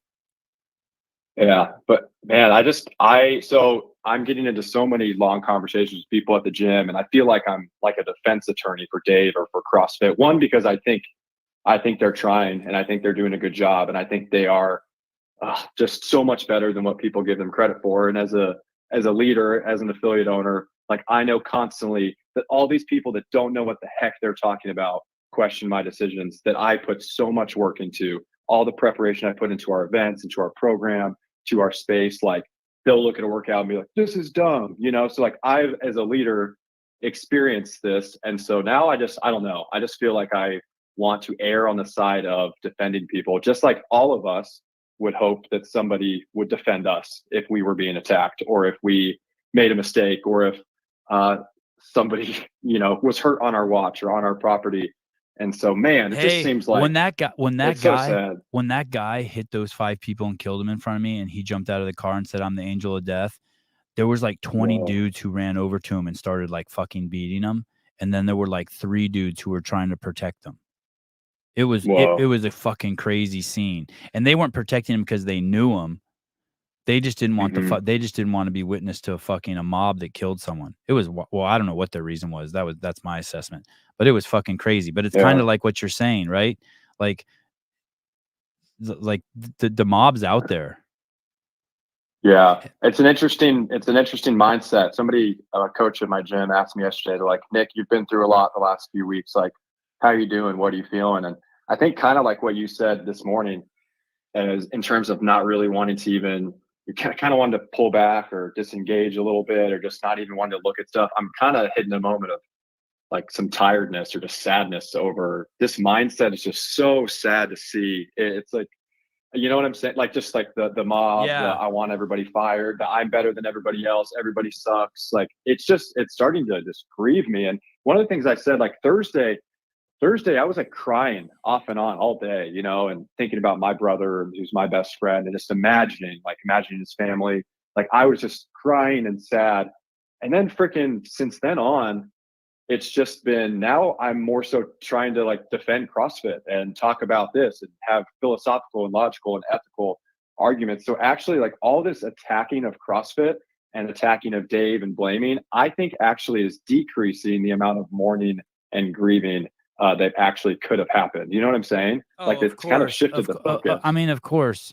And that's the problem. I'm very close with, I really love the athletes, and they're spearheading it. So many of them are spearheading that. And it's, yeah. The good thing is for me, I don't go to a CrossFit fucking gym right now. And so like the second I turn off this show, like I get hours and hours of reprieve, thank God. But then I woke up this morning, I start going through my text and my fucking Instagram, and people are sending me all this fucking hateful shit. Like, not to me. People are great to me. God, you guys are so fucking nice to me in my DMs. My DMs are so full of nice shit. But man, the stuff out there and the rally cries of insanity, and so much of the stuff is vague, and so people just fill in the blanks. You know what I mean? Right. Yeah. And so they'll be like, because they're vague, vague, the rope was, it gets so nasty. Go ahead. Yeah, it's like, oh, the rope was too long. And so I'll be like, give me a specific of CrossFit not caring about safety. And they'll say, oh, the rope was too long at regionals a couple years ago. I'm like, okay, so since the rope was too long a couple years ago, that means that they did not have the safety protocols in place and that they killed Lazar this year. Like, is and since then they've cut the rope. They cut the ropes, exactly. So what you should be saying is what are you talking about? CrossFit's always been receptive to change. CrossFit's look at this fantastic example. And it'll be like, okay, they didn't listen to athletes. Athletes gave suggestions on Thursday when they asked them. It's like, well, cool. Give me one. Let me hear bad one. Ideas, yeah. Let me hear one. But it's like, make it an exhibition. 5 people said they wanted it to be an exhibition. Well, what if 35 said they didn't want it to be an exhibition? So are they still not listening to athletes by not listening to those 5? Like, that's the kind of crap that we do. And then people were like, look, Nick, they don't listen to athletes. Hey, they didn't listen to the crowd either. We wanted the tickets to be half price. Yeah, and everyone get a hand job from the fucking CrossFit Games champion. We didn't get what we wanted either. Right. I didn't get what I wanted. Oh man, it's so. What do you think? So if how do we, as people that are, gosh, it sounds so self-righteous and uppity. So just give me some grace here. People that think better, or maybe a little bit more conscious, or maybe you see things at a bigger perspective. What do we then do? Like, do I go to war in the comments like I was on Dave's YouTube video, or is that pointless? Do I I don't know. Like, here's what do the you think here's the the solution is? here's the irony too, right? So on one and I know you know this, I'm not preaching this to you, but so we're here like, hey, fuck you guys, you have to fucking accept what's going on, and then we're not accepting the people who aren't accepting what's going on, and so Yeah. so it's like, hey, Yeah, we right. all, it's like, well, listen, dude, you like Sevon, you're not practicing what you're preaching because you're not accepting them for what for you're saying the path to healing is to accept, and you're not giving them the space to fucking process what they're doing to accept them. Yeah, it's no, I don't Yeah. think that I don't know. I don't think going to war, I'm torn because on one hand, I can't stand the fact that someone says something like Jeffrey Adler was treading water for 6 minutes and 41 seconds, and then everyone's repeating don't that think is over true. over. Yeah, Well, right. it's 100% not true, because then that means that he would, when he swam in, he was the fastest swimmer in the group. Because if you subtract that 6 Yeah. minutes and 41 seconds from his time, he would have beat Yellow Hosta by 1 minute. And then no one Yeah. Googled, do Garmin's work underwater? And the first thing Google says is no, they do not. And so it's like, Which I appreciate that Andrew posted that. I was like, see, Andrew is posting nuanced things. so right? should Like, you he's say showing- so should you be in the comments telling unfucking people? I mean, What if, I guess one way that I rationalize is, like, if my comments are in defense of somebody, is that better than the comments that are attacking, right? So it's like, what if my way of going to war is bringing truth and defense, then maybe that's more acceptable than people's war of attack and blame, you know? right. I don't know. But the Well, thank you. Thank you for I had calling. something. Yeah, I appreciate you taking my call. You're the man. Keep it up. Love Okay. you, buddy. Thanks. Bye. Damn, that was a long call. Pat Lang, thank you for this. Not one person said you think Lazarus should die. Cool. Thank you. I don't think I said that someone thought that he should die. I think maybe you got that a little out of context, but and nobody here other than Weed has said Dave needs to be fired. You guys are speculating with pure BS. Okay, good. Well, thank you. Cool. All right. I think I admitted that it was speculation too, just so you know. And I don't know if all speculation is BS, but I think I admitted all that, everything you said. But thank you. Caller, hi. Hey, man. Can you hear me now? Yeah. It's Jeremy again. Yep. I just wanted to finish my point, although at this point, it seems like the conversation has turned to very spiritual stuff. I was just trying to. No. It hasn't turned anywhere. It hasn't turned anywhere. Go ahead. Make it snappy, Pappy. I'm gonna make it snappy for you, so we don't have another 3-hour show. Okay, so where was I? All the things that have not happened over the years, safety is clearly a top priority, because what these athletes are being asked to do every year in and year out, there should be more injuries, right? There should be more catastrophes, but there aren't. Okay. Anyways, going back to the swim, we're watching these athletes run a 3.5 mile run in 20 minutes and then hit the water. Okay, that's cool. That's fine. And then I start watching them swim, and we can see Adler, struggling. We can see Lazar struggling. And that's pretty much all they were showing, was like the lead pack, a little bit of the back pack. I'm sure there was a lot of athletes struggling. But the one glaring thing that I saw, and am I saying that this would have prevented this tragedy? Not necessarily. But optics in our world, perception is reality a lot of the times. Okay, people are going off what they saw, and what you see is what appears to be a shortage of safety people, professionals or otherwise. Right, whatever Jeremy, it is. you said It this, so just you're saying, looks- right, so you're saying just throw a shitload of people out there. I don't want to cure the problem for that event right here, right now. Sorry, dude. Okay, that's fair enough. You know That's what I fair mean? enough. But basically what you're saying Yeah, is like, yeah. hey, why not have 20 lifeguards out there? Cool. Then the PFAA should make a list and be like, hey, we want, for every person that's in the water, we want one lifeguard. I don't think that's fucking crazy. You know what I mean? And then CrossFit can be like, okay, thank you, we hear you, and they can have one lifeguard out there for every 2 people. Yeah, what you're saying, Hiller said this to me. If there's 2 lifeguards and 3 people are drowning, you have to know one of them's dying. And so, yeah, that's a good point. And so what you're saying That's a good you're point. saying, That's a good if I'm point. hearing you right, you're saying, hey, just have more people out there next time. Yeah, great advice. Shitloads of more people. Have 30 lifeguards Because out there. you do that, and 90%, 99% of the arguments go away, because then people can't say, oh, there wasn't enough Right. safety. There Yeah. weren't enough people. Yeah, there were enough people, and unfortunately it still happened, you know, or there were enough people and it didn't happen. That's like, to me, it's just like the optics of it. If you dot your I's and cross your T's, we just have a shit ton of safety, a whole bunch of people out there. Okay, you know, maybe it doesn't happen, but maybe it still does. But it definitely takes away from people's arguments of, hey, well said, there weren't enough people, and that lifeguard didn't do this, and that one didn't do that. Thank you. I guess that's my perspective on the whole thing. But yeah, love you, man. Love you too. Bye. Will T. Savanistas need to learn about friend enemy distinction. Dave is a friend. If people want Dave gone, they are the enemy. It's interesting. Caller, hi. Savvy, what's up? It's George from Tampa. I'm a coach in Tampa. What's up, Jorge? How's it going? What's up, player? You know, just living the dream here. I called in actually when you did Monday's call in, or I think it might have been Tuesdays. And I just want to say some people were fucking with me in the comments, and I got the RFK voice. So that's me. Yeah, I just had lost my voice coaching. But yeah, brother. So I think I wanted to share with you first. I heard your story about, you know, when you saw that guy, the angel of death, killing people. Reminded me, I don't know if you ever seen the movie Nightcrawler with Jake Gyllenhaal. Yeah, that was a trippy movie. I vaguely remember that. Yeah. They were like journalists or something.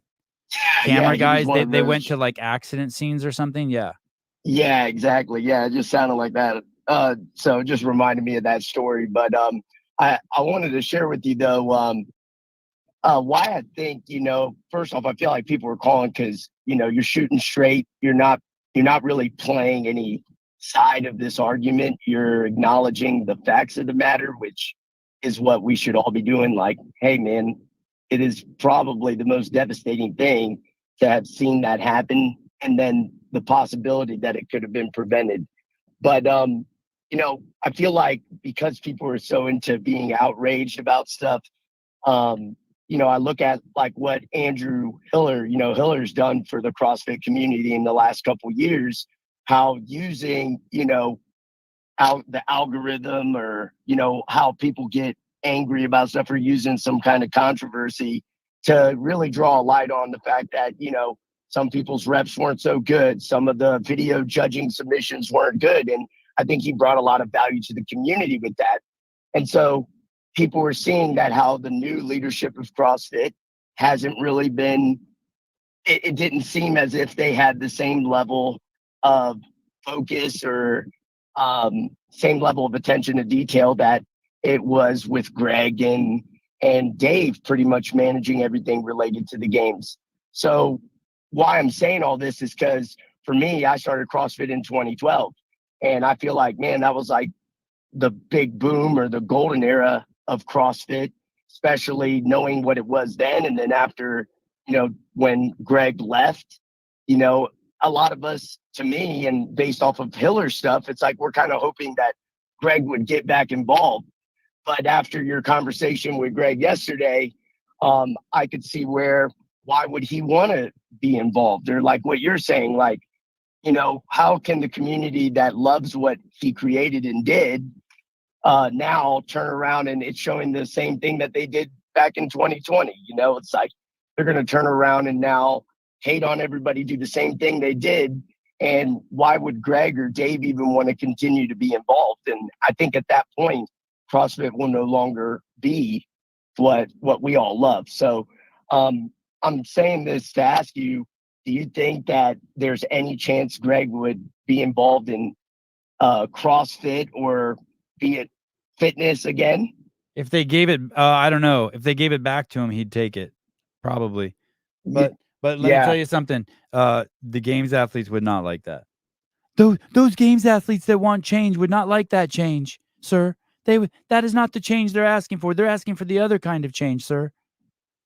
Yeah, I think you know what crazy, change though, I'm to talking me. about, right? Not the change, but Yeah. the change. Change. Right. Change. Yeah. Please Yeah, don't get your changes confused.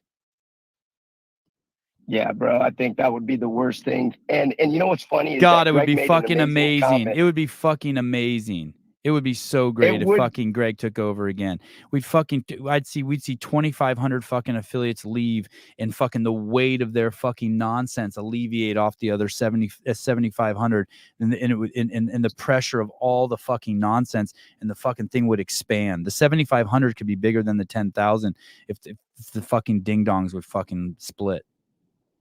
I agree with you because, you know, Greg made a really great point yesterday on the call with him. He said, he's like, you know, I'm doing something that it's never been done before, yet they're telling me that I'm doing it wrong. And the thing that I loved about CrossFit when I first became a coach was the fact that Greg was going after, you know, all these national fitness associations wanted CrossFit to have to undergo some type of like accreditation.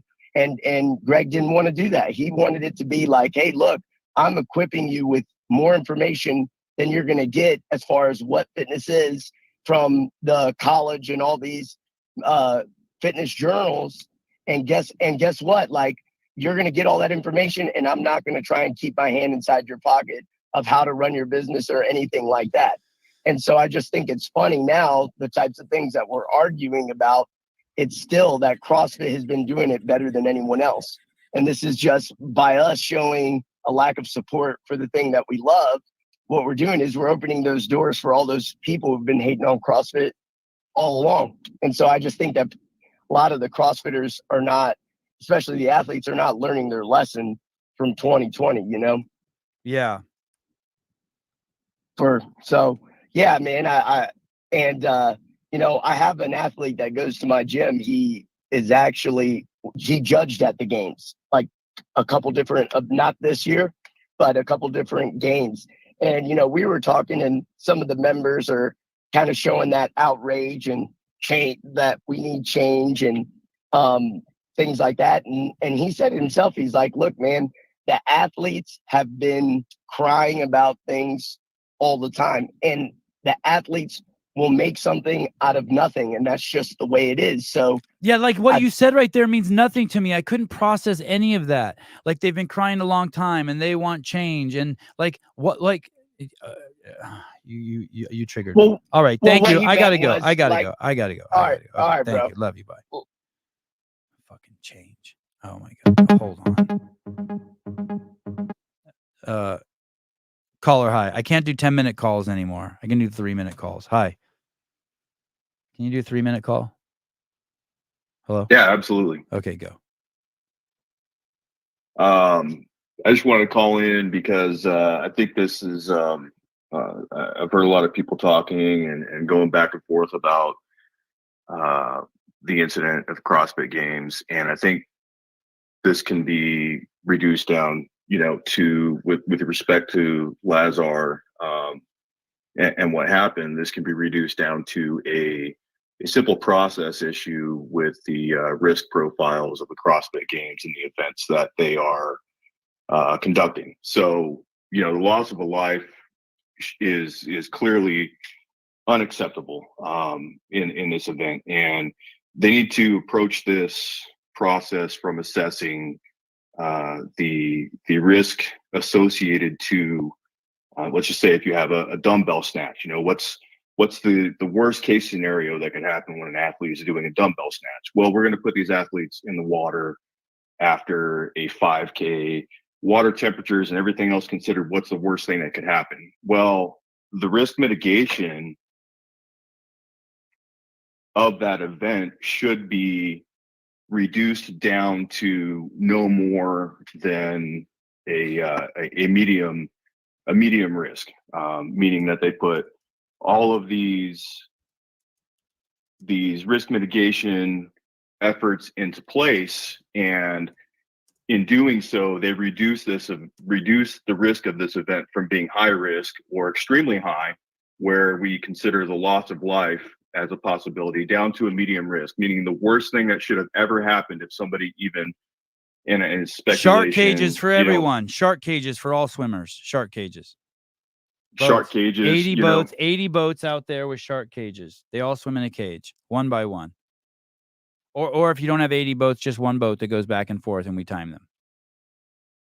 And if you die, we just lift the basket up, and you're sitting there. I like that.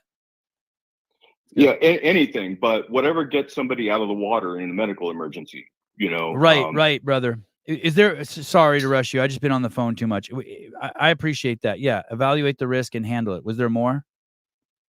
No, that's it. I just think it's a process thing, and you know, Dave. Everybody's saying this and that about Dave, but Dave knows about this more than anybody. He's been in some of the most high risk events in training and otherwise, and you know, I can't believe that Dave would be the point of failure in the risk mitigation implementations in this event. Right. Regardless that of really that, sit well with me. let me say this. Regardless of that, he is at the top, right? And so the top guys, it should, you know, according to you know, the rules of the world, the top guy is responsible. So there's that too. But remember, just remember, like, he may be responsible, but just because he's responsible, if you fire him, you better figure out what you're going to do next. And you better make sure it's better. Because I think that's what me and you are saying. He's responsible. He's the fucking captain. Don's responsible. He's the fucking captain.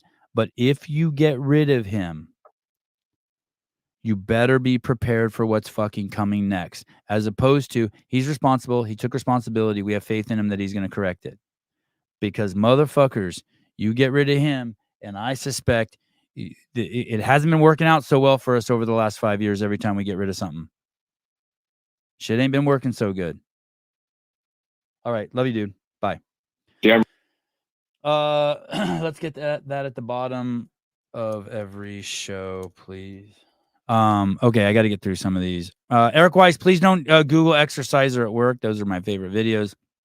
Sad thing is, what everyone really wants is not going to happen. We want Lazar back, safe and sound. Holy shit.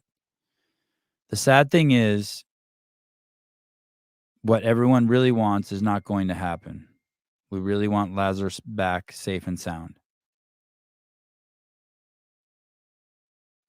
Ortega Sevi is putting thoughts in people's head that he thinks are true and they are not. Ortega. Oh. Okay. What thoughts? Tell me. I will take them back out of your head. I will take them back out of your head.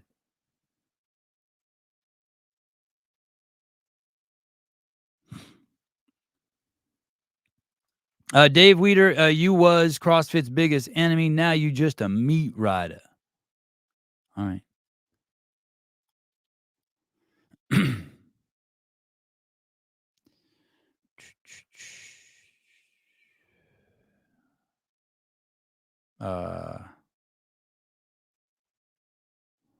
What else? Sevi, what will you do with your show footage of the swim event? I'll put it in the behind the scenes. I'm sure. Chasm. Is that what it is? Chasm. Thank you. Jism. I like Jism. Jism. Our media room at Dickies was called like the Chisholm Hall. And I was telling people that I would pay someone $1,000 if they took a black Sharpie and changed it to Jism Hall. Jody, hi. How are you? Hey, what's up, girl? Just wanted to say I love you. Oh, thank you. Love you too. Thank you. Thank you for all your support. Always. No problem. And that's my short call. You carry on. And hello to all my Sevenistas. All right, dear. Thank you. Okay. You take care. Bye-bye. Love you. Bye. Bo Keating with the big money. Please let this be a lot of money and something I like reading. Please, please, please, please, please, please. Okay, Bo, here we go. Bo Keating, if everyone would just tend to the part of the garden they can touch, the world would be a much better place. You get 2 readings for $100. If everyone would just tend to the part of the garden they can touch, the world would be a much better place. So good. It's fucking amazing, isn't it? What does Bo mean by that? What does Bo mean by that?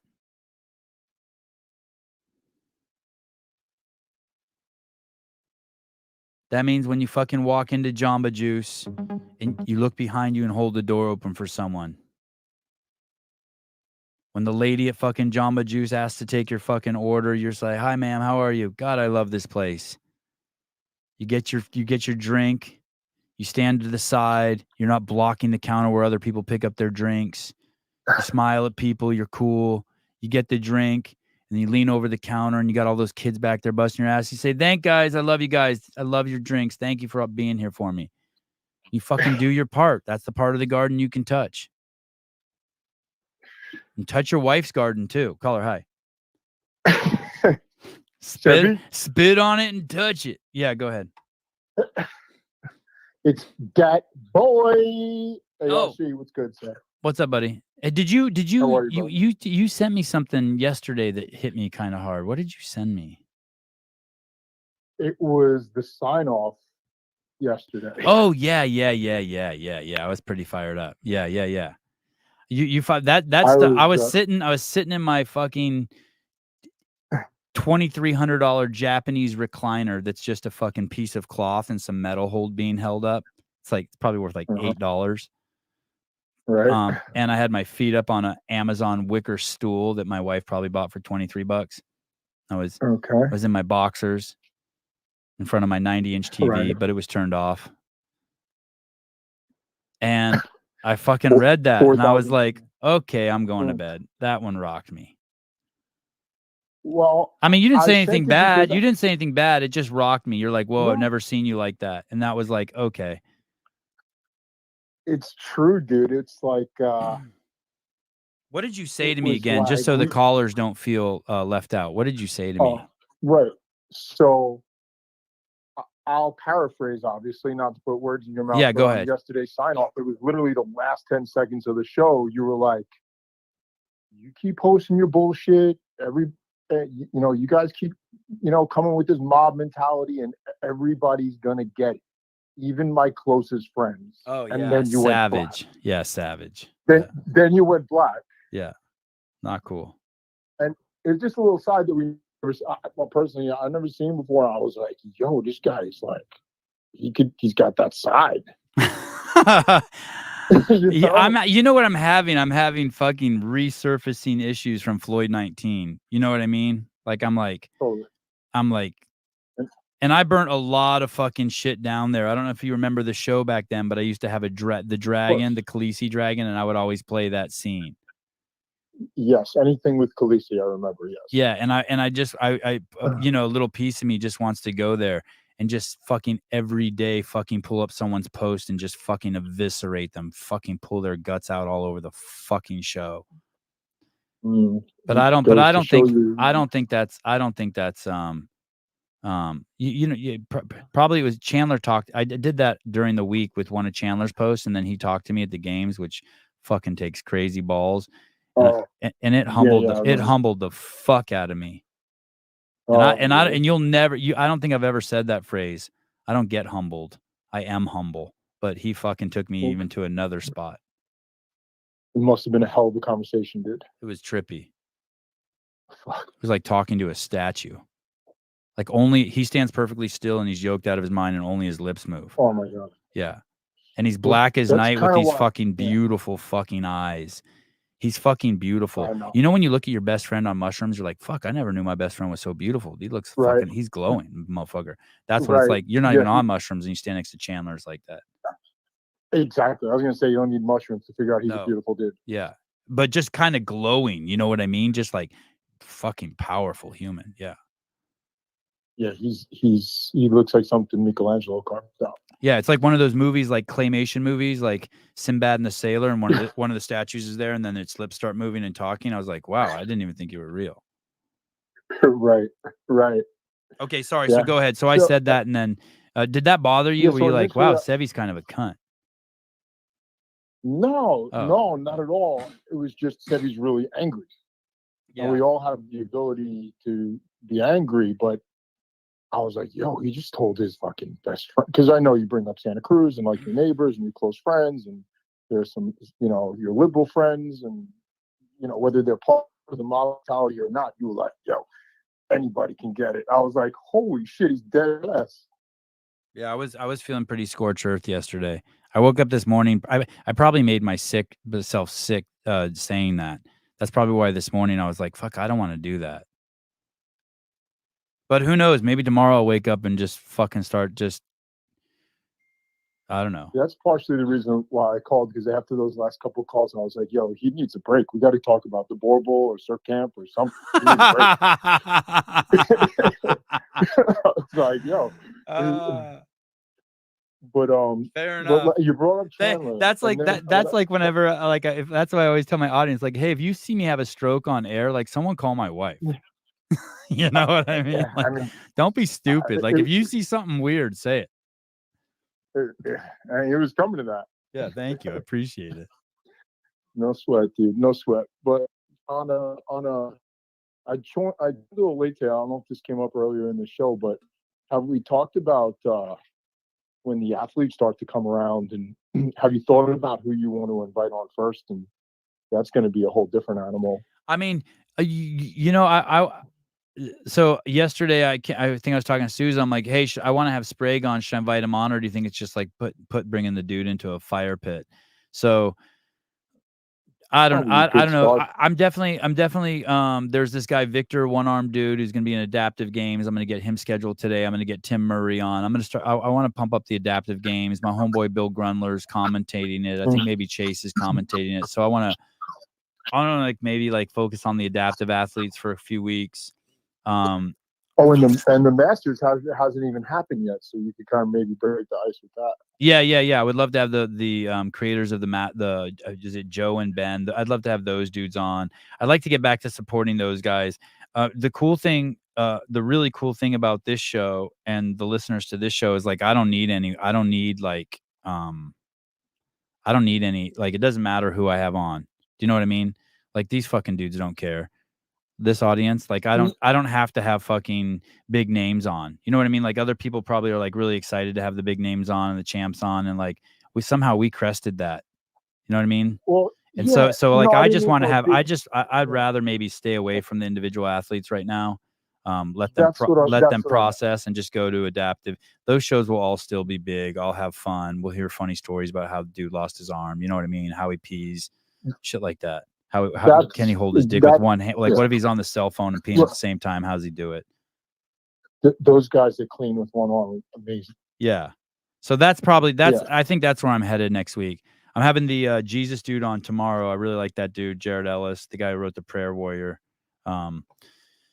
So I think that's where I'm headed. I'm gonna leave the athletes alone, pretty much. I think someone's gonna come on the show and say something stupid, and I'm gonna fucking just hate them. I just do not want to dislike anyone right now. That's what I meant. Not that you need big names that's not what I meant. That you need big names. You get big names. But you don't need that for the show. I just meant if somebody comes on and says something stupid, who are we gonna ease into here? Yeah. Eventually I want to have all my dudes on. You know what I mean? There's people that I just fucking love. I want to have Shelby Neal on. I want to have Colton on. I want to have Dallin. I want to have Jason. I want to have James Sprague. I want to have Daisy McDonald. There's these people that I've been bonding with. You know what I mean? I'd love to, I'd like to have Ariel Lowen on and Alex Gazan on, and just my homies. You know what I mean? I'd like to have Ricky on, but I can wait. I can fucking wait. I'm not in any, Yeah, no, I'm good. And I think let all the other shows parade those guys around for a while, and I'll chill. And dare I say, do we want to celebrate those guys, that handful of athletes you just named? Man, I was screaming for Jay Hop during the fight. But see that if I have James Sprague on and I'm just fucking sucking his cock to fucking no end on the show, that'll put fucking the heat on James, right? And so I don't want to ask him. So either it's a lose-lose for him, I feel to come on. But on this show, because that's what people expect, the show to get intimate. But on other shows, I think it's fine if he goes on. He was on Spin last night, I think. Yeah, he probably killed it. James is a beast. And they handled him so good. Tyler and John and Spin are dope. the champ has to make their media rounds regardless of the circumstances. So and he's such a, is a good word, but full of faith dude, and just a nice kid, and like I don't think anybody called him to win. So got a lot to talk about in that capacity. You ever had a chick? Trish says, "Let's get back to the chick who slept with the whole gym." You ever had a chick at your gym like just start banging a shitload of dudes there? Oh. Hello.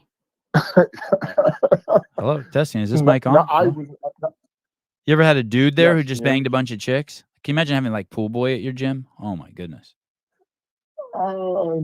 Just hammering all the moms. Not really. Not really. Everybody's very focused in the training. All right. Thank you for calling. Keep checking All in right. on me. I All appreciate right, it. Don't let me do. If I have a stroke, always call a my pleasure. wife. Okay. Bye. No, you appreciate you greatly, Seb. All right. Holy fuck. 2 hours and 15 minutes. Magnus Holmgren, how are you, Sevon? I'm great.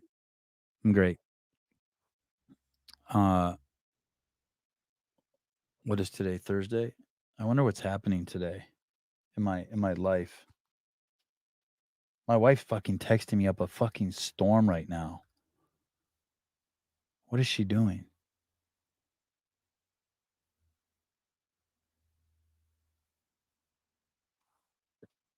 Oh my goodness, there he is. Oh, this guy looks better in person than he does in his profile pic. Jeffrey Birchfield, what's up, dude? Hello? Hello? Hello? Can you hear me? I can. Through both ears. How are you doing? I'm great. I'm just looking at my wife's texting me up a storm right now. So, must be big things going on in the house. No, actually, what usually it is. Usually it's like, hey, I'm leaving in 20 minutes to go to Pilates, or I'm teaching a CrossFit class in the garage. Let me know if the music's too loud, or hey, there's extra eggs on the stove. But now she's sending me stuff like, James was superior because he was an example of grace and strength and power. And like I've never seen her like the shit she's writing to me is like, I'm like, wow, okay, wow. Like I've never seen this side of my wife. It's crazy. The reason why here, I'll read this to you. I'm probably going to get in trouble. The reason why Tia and James were so superior is because they were an example of grace and strength and power, without trying to be for attention. Wow. All right, I'll leave it at that. I like that. Well, there you go. Yeah. Thank you, Haley. Yeah. That's good. All right. Fine. So be it. There you go. There you have it. I have these crazy close-up shots of James at the starting line of some of the events, and you can see his jaw get so tight, and the fucking striations in his cheek show up. It's awesome. He was intense, that's for sure. Did I tell you I had an encounter? Did I tell you? Go ahead. Oh, I was just going to tell you that I just wanted to call in and say, man, it was great getting to shake your hand. I know you were busy, with Ricky and everything over at Farrington Field. So it sucks we didn't get to talk some more, but my son was just over the moon. Oh, that's right. I did meet him too. That's awesome. Yeah. Yeah, I love seeing you. You look great in person. You need to update your profile pic. It was fun looking at you. You're a fucking pirate. My grandson is a member of the Lollipop Guild, is what I say, because of his curly hair. Oh, awesome. My nephew was at the house the other day, and his hair was like a little curly, and he's 14 or no, is he 16? I don't know, but he's a tough kid. You know what I mean? Like catch a rattlesnake with his hands, fucking world-class motocross racer, fucking just a stud, right? And I'm like, right. But he's still young, and I'm like, hey, you get a perm? He's like, no. I'm like, yeah, you did. He's like, no, I didn't. I'm like, yeah, you did. I can tell you got a perm. He's getting all fucking. I thought he's gonna beat me up. You get. Is this the one that lives out in West Texas? Yeah. All my nephews. Well, one of my nephews moved out here close to me in Santa Cruz, but he's figured me out, so he knew I was fucking with his little brother. That's awesome, man. All well, right. Hey, I just wanted to call in for a minute and let you get on about your business. But anyways, it's good hearing you, brother. All Hope right. you're doing all right. All right. Thank you, dude. Yep. Cheers. Bye. Bye.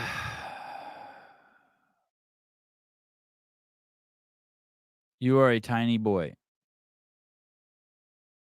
I'm probably accurate.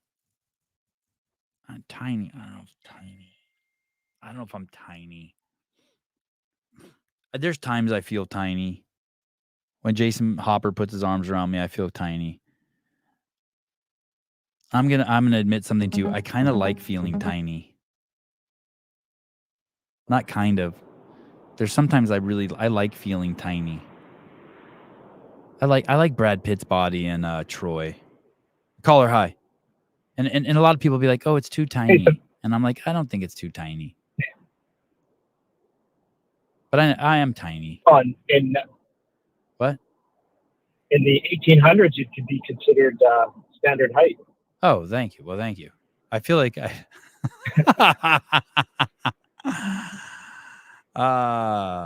what's up? What you need? So I just joining in now, so I apologize if I repeat something. But Of course you're going to I repeat think something. you're correct.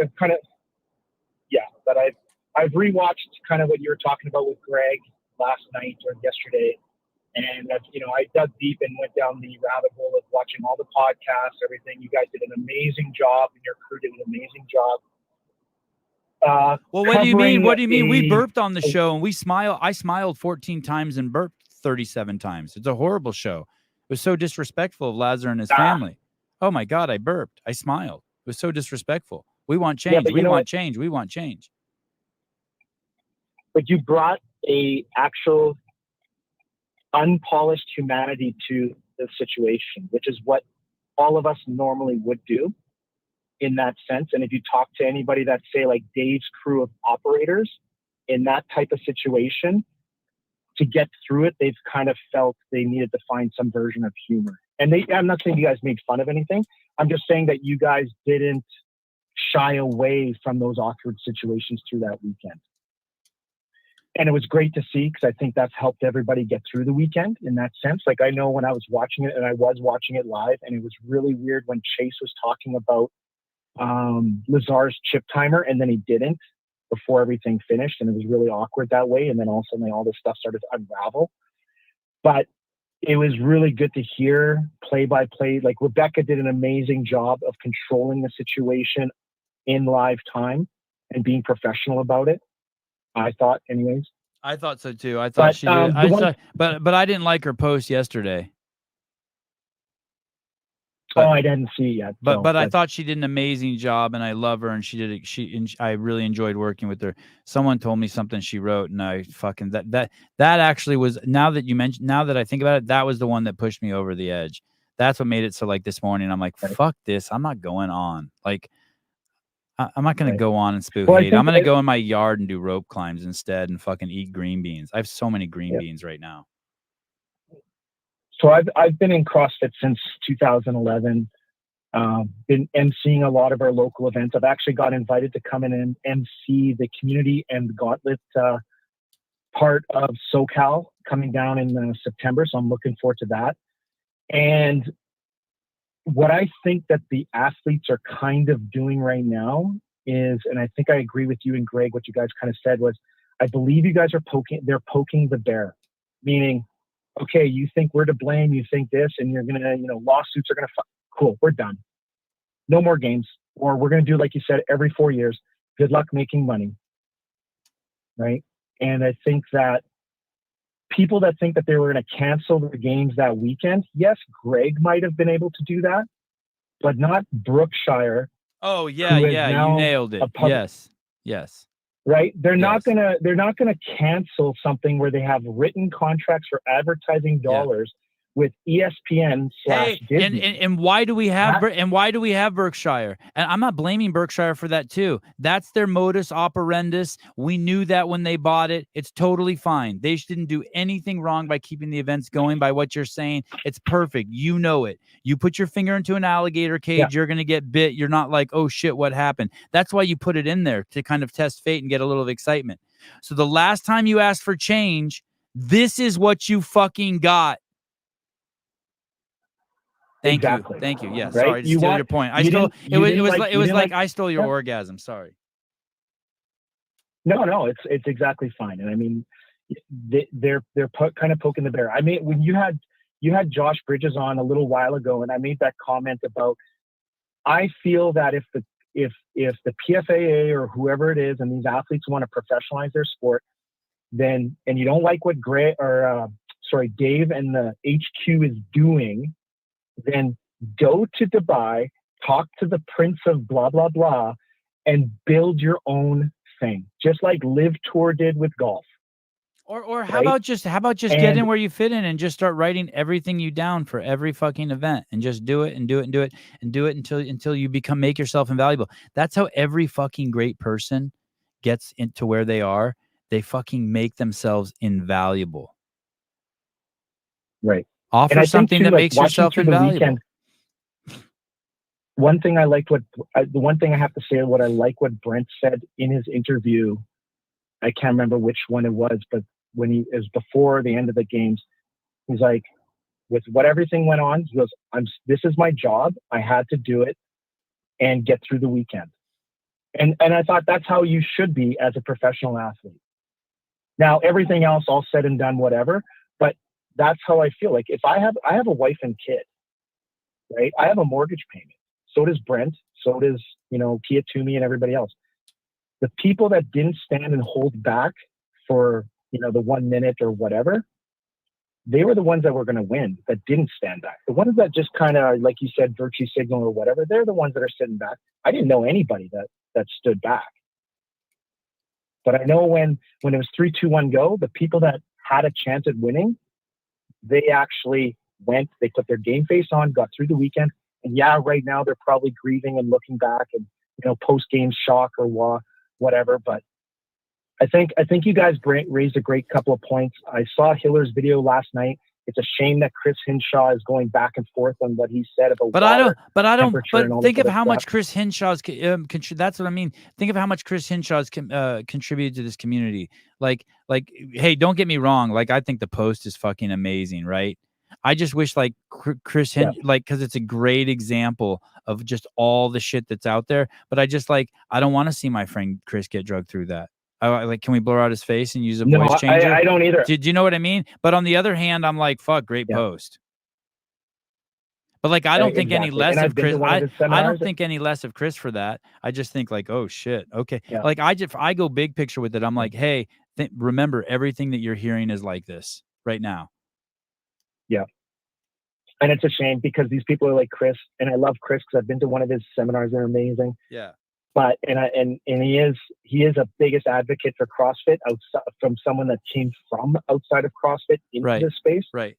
But nobody should be saying shit until an autopsy comes out. Or even afterwards, like I don't mind people saying shit. It's just the vague shit. Like if you want to do a podcast and be like, okay, so here's the thing, here's all the pictures I have, here's what it looks like. 2 lifeguards here, ladies and gentlemen. I'm making a lot of presuppositions. It was 18 feet away from where Lazar drowned. You can only be underwater for 7 minutes before you're dead. We have a guy who jumped in here. These are the stories I'm hearing. Man, this is a tragic event. I really wish there would have been 18 lifeguards in there. Man, this didn't need to happen. Like, I'm okay with that. I really am. Like, if you want to, you know what I mean? Like they did around Trump shooting.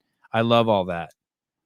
But it's the fucking, it's fucking going after fucking people in a way that's just like so fucking vague. Like, look at the Floyd 19 posts. There were 300 Floyd 19 posts from the athletes, and not one of them said a fucking thing. All they said is, I don't stand by what Greg said. And I would love to look at any one of them in the fucking eyes and be like, hey, what do you think he said? And they not a fucking one of them could fucking tell you. They're and it makes them, God, it's just like, you were willing to chop someone's head off for something that you haven't thought through. And like, man, that makes it so hard for me to like you. Like, and it's not enough just to call him racist. I want to know then what your definition of racist is. And I want to know what he said. What about FLOYD 19 makes you think someone's racist? Cause I'm tripping. Cause I don't see it at all. I see it as the opposite. He was trying to save black people.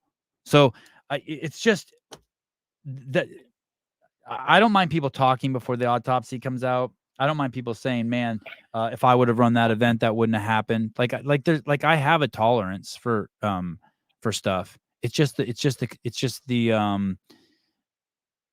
people who want to throw the baby out with the bathwater. The people, you know what I mean? Like the people who are just, they see everyone else throwing glass bottles at the building, and so they can't. Have you ever walked by a fence and there's like 5 dogs behind it, and they all want to fucking kill you, chain link fence, and then all of a sudden the dogs start fighting each other? Yeah. It's like that. That's exactly, and we see it with every culture. Yeah, every I'm like, culture holy does that. fuck. Like, I remember walking to school all the time, and there were these dogs, and they would always start fighting each other after they wanted to kill me. I'm like, Jesus criminy, that's wild. That's just straight savagery. Well, we just saw it with the Palestine protests going after the gays for Palestine. Yeah, and so if I start, yeah, exactly right. When the two protests fought, that was crazy. It's like, wait, right? we're gay for you. Yeah, we don't like gays. Like, I feel like I'm one of those dogs behind I feel like I'm one of those dogs behind the fence when I start like going after the athletes. Yeah. You know what I mean? I don't want to be one of those dogs. I live in Canada, so I live in Canada, so I'm the one watching the dogs fight on the other side of the fence. Oh, good.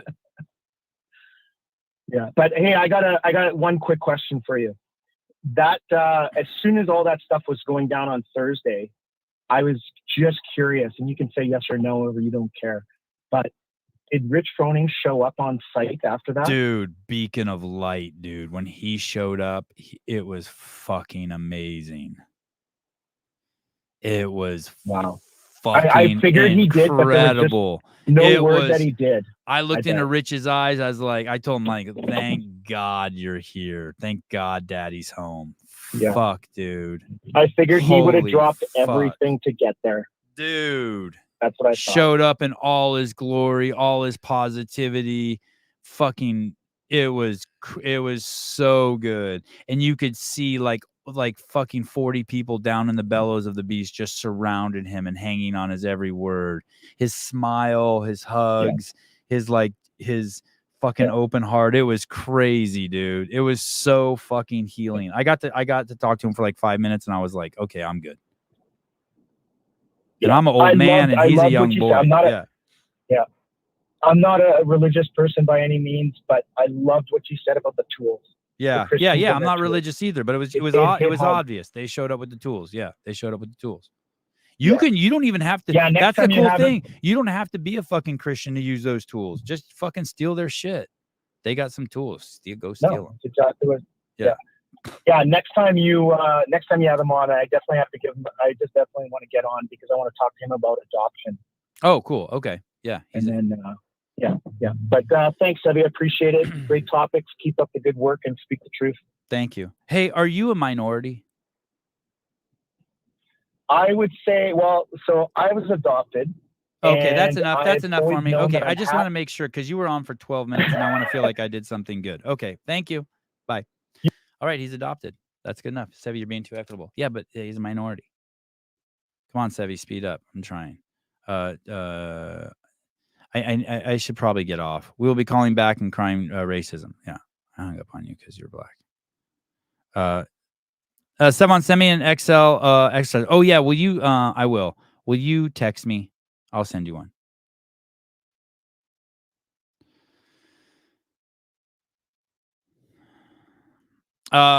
Kevin, also, there's no way to require safety. Crazy to say that any death is unacceptable. Listen to let me read that again. Crazy to say that any death is unacceptable. You're right, but that is not that. You're talking about truth now. Now you're talking about truth. There's so little room for truth. It's just about how preventable the death was, and we won't know that until the investigation is done. Fair. Yeah. Saying that no death is acceptable is like you have to accept that the second you're born. Hello? Hey, Eaton Beaver. How you doing, bud?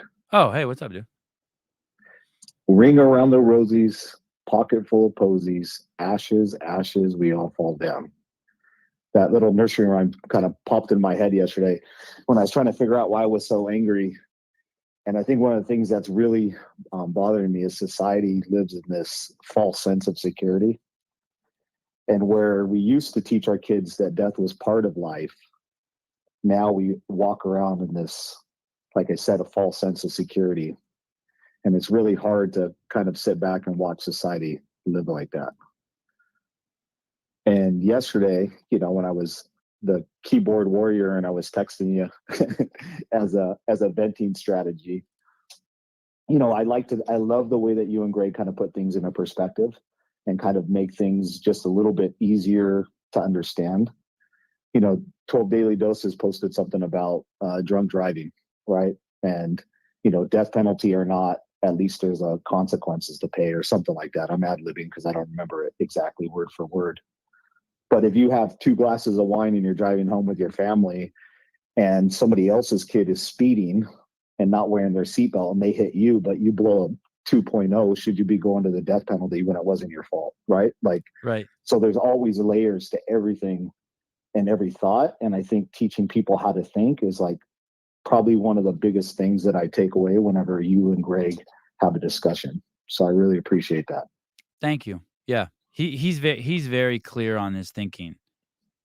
Absolutely. Yeah, Absolutely. it's amazing. So, It's sort of, it's always weird when people get offended by it because I trip because you know that they have some sort of glitch somewhere that he hit, right? He hit Yeah. a glitch because he used to do that to me. He used to hit a lot of glitches. You know, that tsunami that hit Japan, you know, I don't remember 10 years ago, but that big one that took the nuclear plant out, killed, you know, thousands of people. Yeah. We were doing an active shooter training, and the presenter used that as an example about the amount of deaths. I guess there's a little island just off of Japan. There's multiple little islands off of Japan that has like 3,000 residents there. And you know how many people died on that island? How many? None. Because they keep their message simple.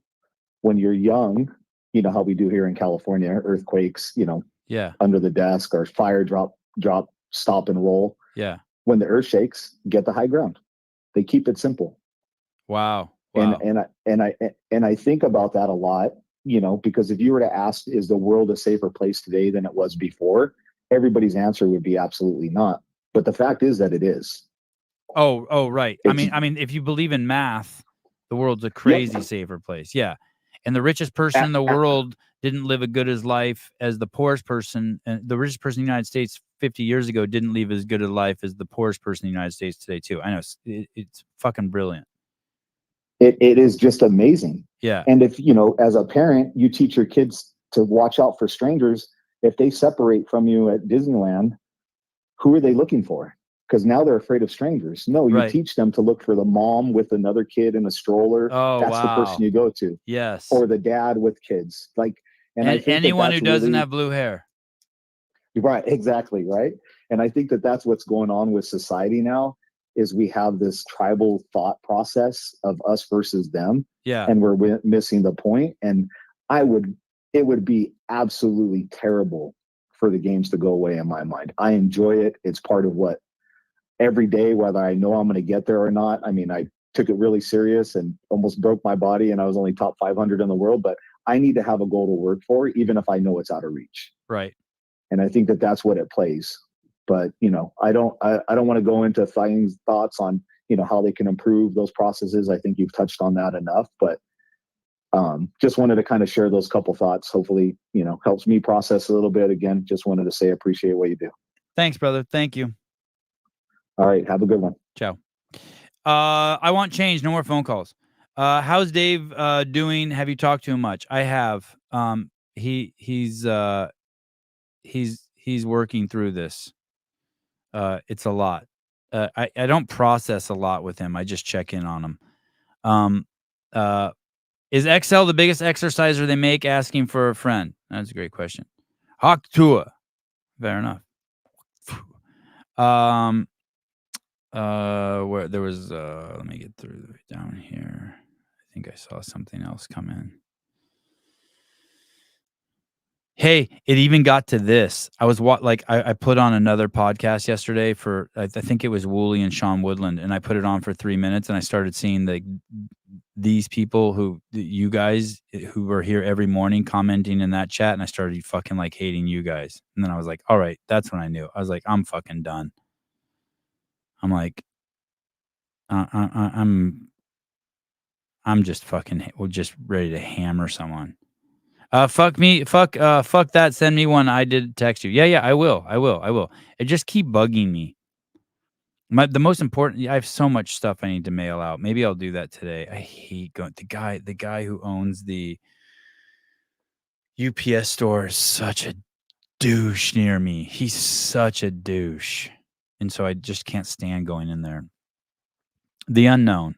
The unknown never donates less than 100. It's really trippy. Big baller, shot caller. Few of those calling for heads would know who Lazar was.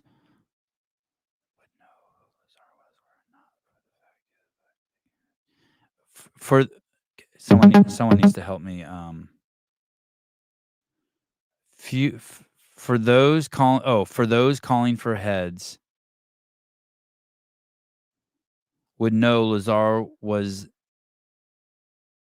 there if not for the fact he lived his life taking risk.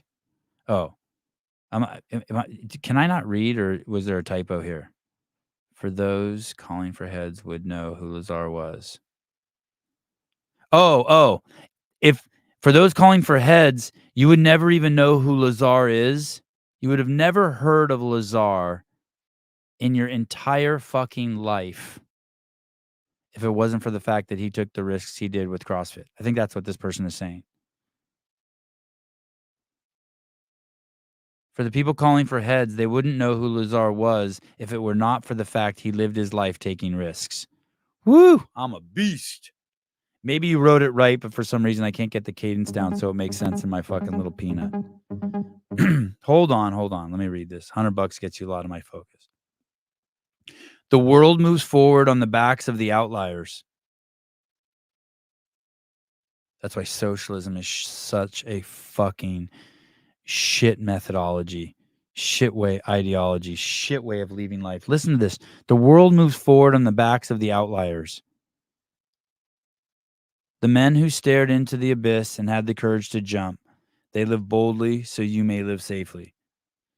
I wish every time someone wants fucking censorship or socialism, or you want to pull something down from someone who's rich or someone who's an outlier, you're just fucking all of us. You're fucking our kids. God, KF, I wish you would go away. I wish you would go away. You're pointless. Just go somewhere else, dude. Just go somewhere else. Go to Talking Elite Fitness, or this isn't a healthy place for you. Caller, hi. Yes, sir. Can you hear me? I can.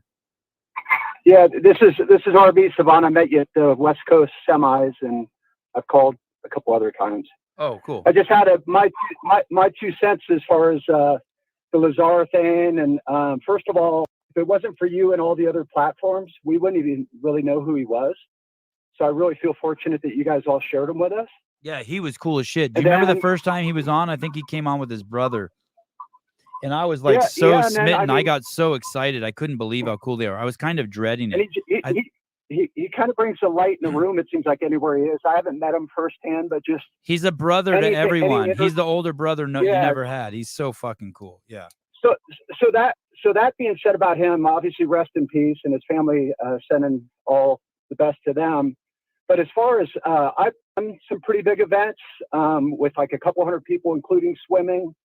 And then I also have been on the evaluating side when someone applies for a permit. So I'm pretty sure that CrossFit had to apply for a permit with Fort Worth. And I'm pretty sure that probably went through all public safety's desks, like meaning fire, police, city government, anyone that they thought may want to add their 2 cents, including the folks. And for everyone to be as hard on Dave and the crew as they are, I'm sure the ops plan for this was huge. Yes, the delay. Yes, they're doing a review. But the bottom line, the review's not going to really share much. An audit, all it does is it's going to find the wrongdoing. We all know what it is. They should have got to them faster. Right. But I was speaking with a triathlete just a little while ago, a buddy that's done 100 plus races, and I shared it right when this happened. He lives on the East Coast, and we were watching it kind of live, talking about it. And the funny thing is Lazar was such an elite swimmer. Usually when you go to that type of event, the lifeguards or the coordinator will say, who are our troubled swimmers? Is there anyone that we should really pay attention to? So they identify them to keep an eye on them. I don't know if that was done. Moving forward. Yeah, I've seen that done. I've seen that done at events. One by one, they go through. I've seen that like at ocean swims. They'll go through and talk to everyone. Right. And then Lazar and his brother did the pre-swim along with a lot of other people. We all know that. And then the day of, I mean, he's a collegiate swimmer. So hey, dude, he was going to win the event, dude. He was going to beat Hosta, dude. He was going to fucking win the event. So my point on that is, he in his mind knows he's a collegiate swimmer, and he probably thinks I'm just under stress, and I'm not putting my mind in his, but he's not waiting to be rescued. He's trying to push through it to get to shore and win. You know what I mean? And that's a difference between, like, if I'm on a paddleboard and I'm in like a rescue position, I'm going to be looking for the people that are looking for help. And I watched the video quite a bit. I wasn't there again. No one could ever be in his mind because he's gone. But I think it's not fair to say, oh, lifeguards, they're taught distress signal, watch people in distress, and yank people out. And I don't think it was necessarily like that, the way it all developed, because he was near shore. Obviously, people that were focused on him, like Medeiros' crew who jumped in, obviously they were probably focusing on him specifically and not 5-10 people. So they probably had a little bit of an upper hand on their observations, but I think it's unfair. Yes, they should have got to him faster, but you know what the findings are going to find out, in my opinion, and I'm not some subject matter expert. He probably had a cardiac event. They should have had more people in the water, and that's it. So, I mean, do we really need 3 or 4 weeks or a couple of months to do a review and hammer everybody about it? That's it. We already all know that. All your callers, all the people in the chat have been echoing the same thing. I mean, it's easy to say you got in a car crash. You should have avoided that car. I mean, well, yeah, it's easy to say now that the crash already happened. Right. You know. Right. So anyway, I just wanted to give my 2 cents as far as the briefing, and then I'm sure there's a pretty comprehensive ops plan that was done. And if I was ever in a position to have any influence, putting Bill Grunder in some kind of a leadership capacity, running the search and rescue and the medical side for the swim aspect of some of that, I think would be huge, because he brings a lot. Plus, he's a former competitor. So anyway, that's it. Okay. That's very good. Thank you. Very concise. Show's over. Thank you. Right on. Okay. All right, sir. See you. Bye. Map Girl, to be fair, Eaton Beaver wanted change and went and got on the school board. Oh, fair enough. Are we going to get a break before I get with the programming?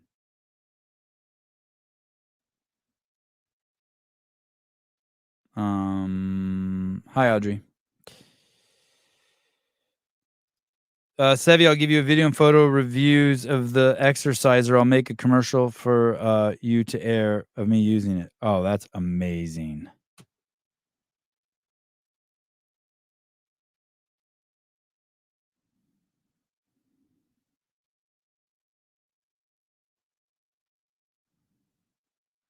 Sevon forgot how to read. Was it that bad? Well, fuck, someone call in and read it for me.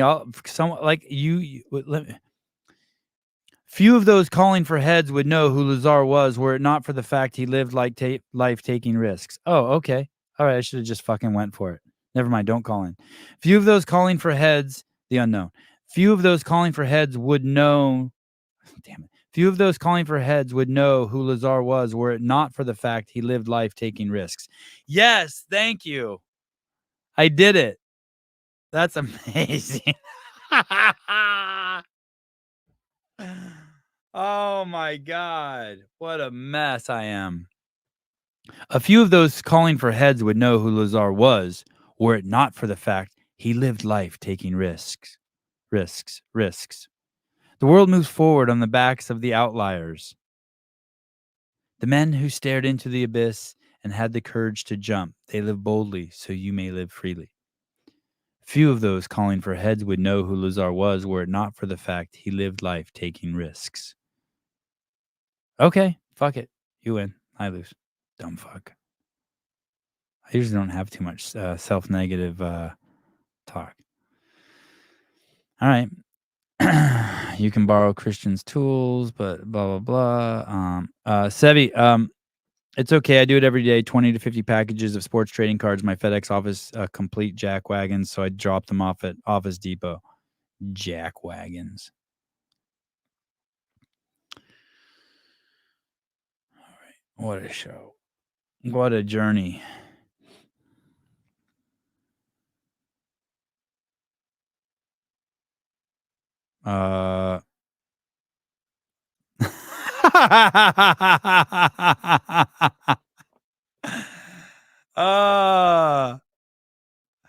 Crazy. Damn, Dale. I wish you wouldn't have seen that. Oh, thanks, Pat. I nailed it. Thank you. Is Kill Taylor happening this week? Yes, Kill Taylor is happening this week. Kill Taylor is happening this week. Damn. Dale, you shouldn't be watching the show. What are you doing? It's horrible. I wish you wouldn't have seen that. I worked with Sevi for many years. He's always struggled with reading. Oh, man.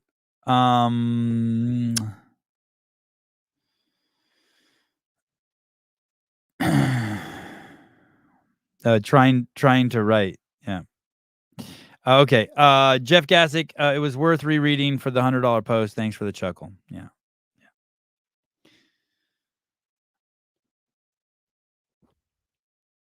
Tomorrow Jared Ellis is on, and one more thing. Oh, Kill Taylor this week. It's gonna be a fucking hell of a workout. I think Tyson's doing great. I'll actually invite him. Maybe I'll invite Tyson on the show next week. That's what I need to do. That would be good. And should have Rich Froning on. We could talk about his, what's it called? Leadville. Pool boy, I'm gonna pump my dick so hard with the exerciser, my penis will look like Arnold in Total Recall when he lands outside on Mars. Oh, that's cool.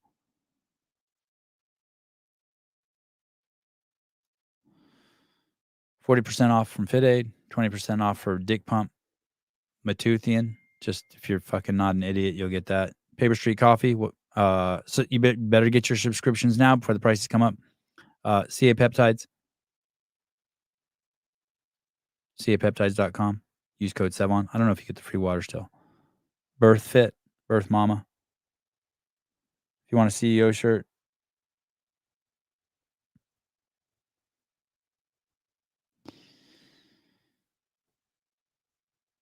I will do a CrossFit Games update show on Friday night.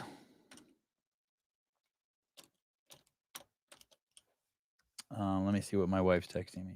If there's anything else I need to say on the show.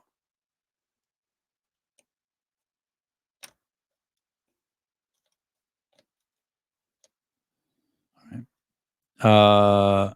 And if I put any thoughts in your head that weren't true, get them out. Love you.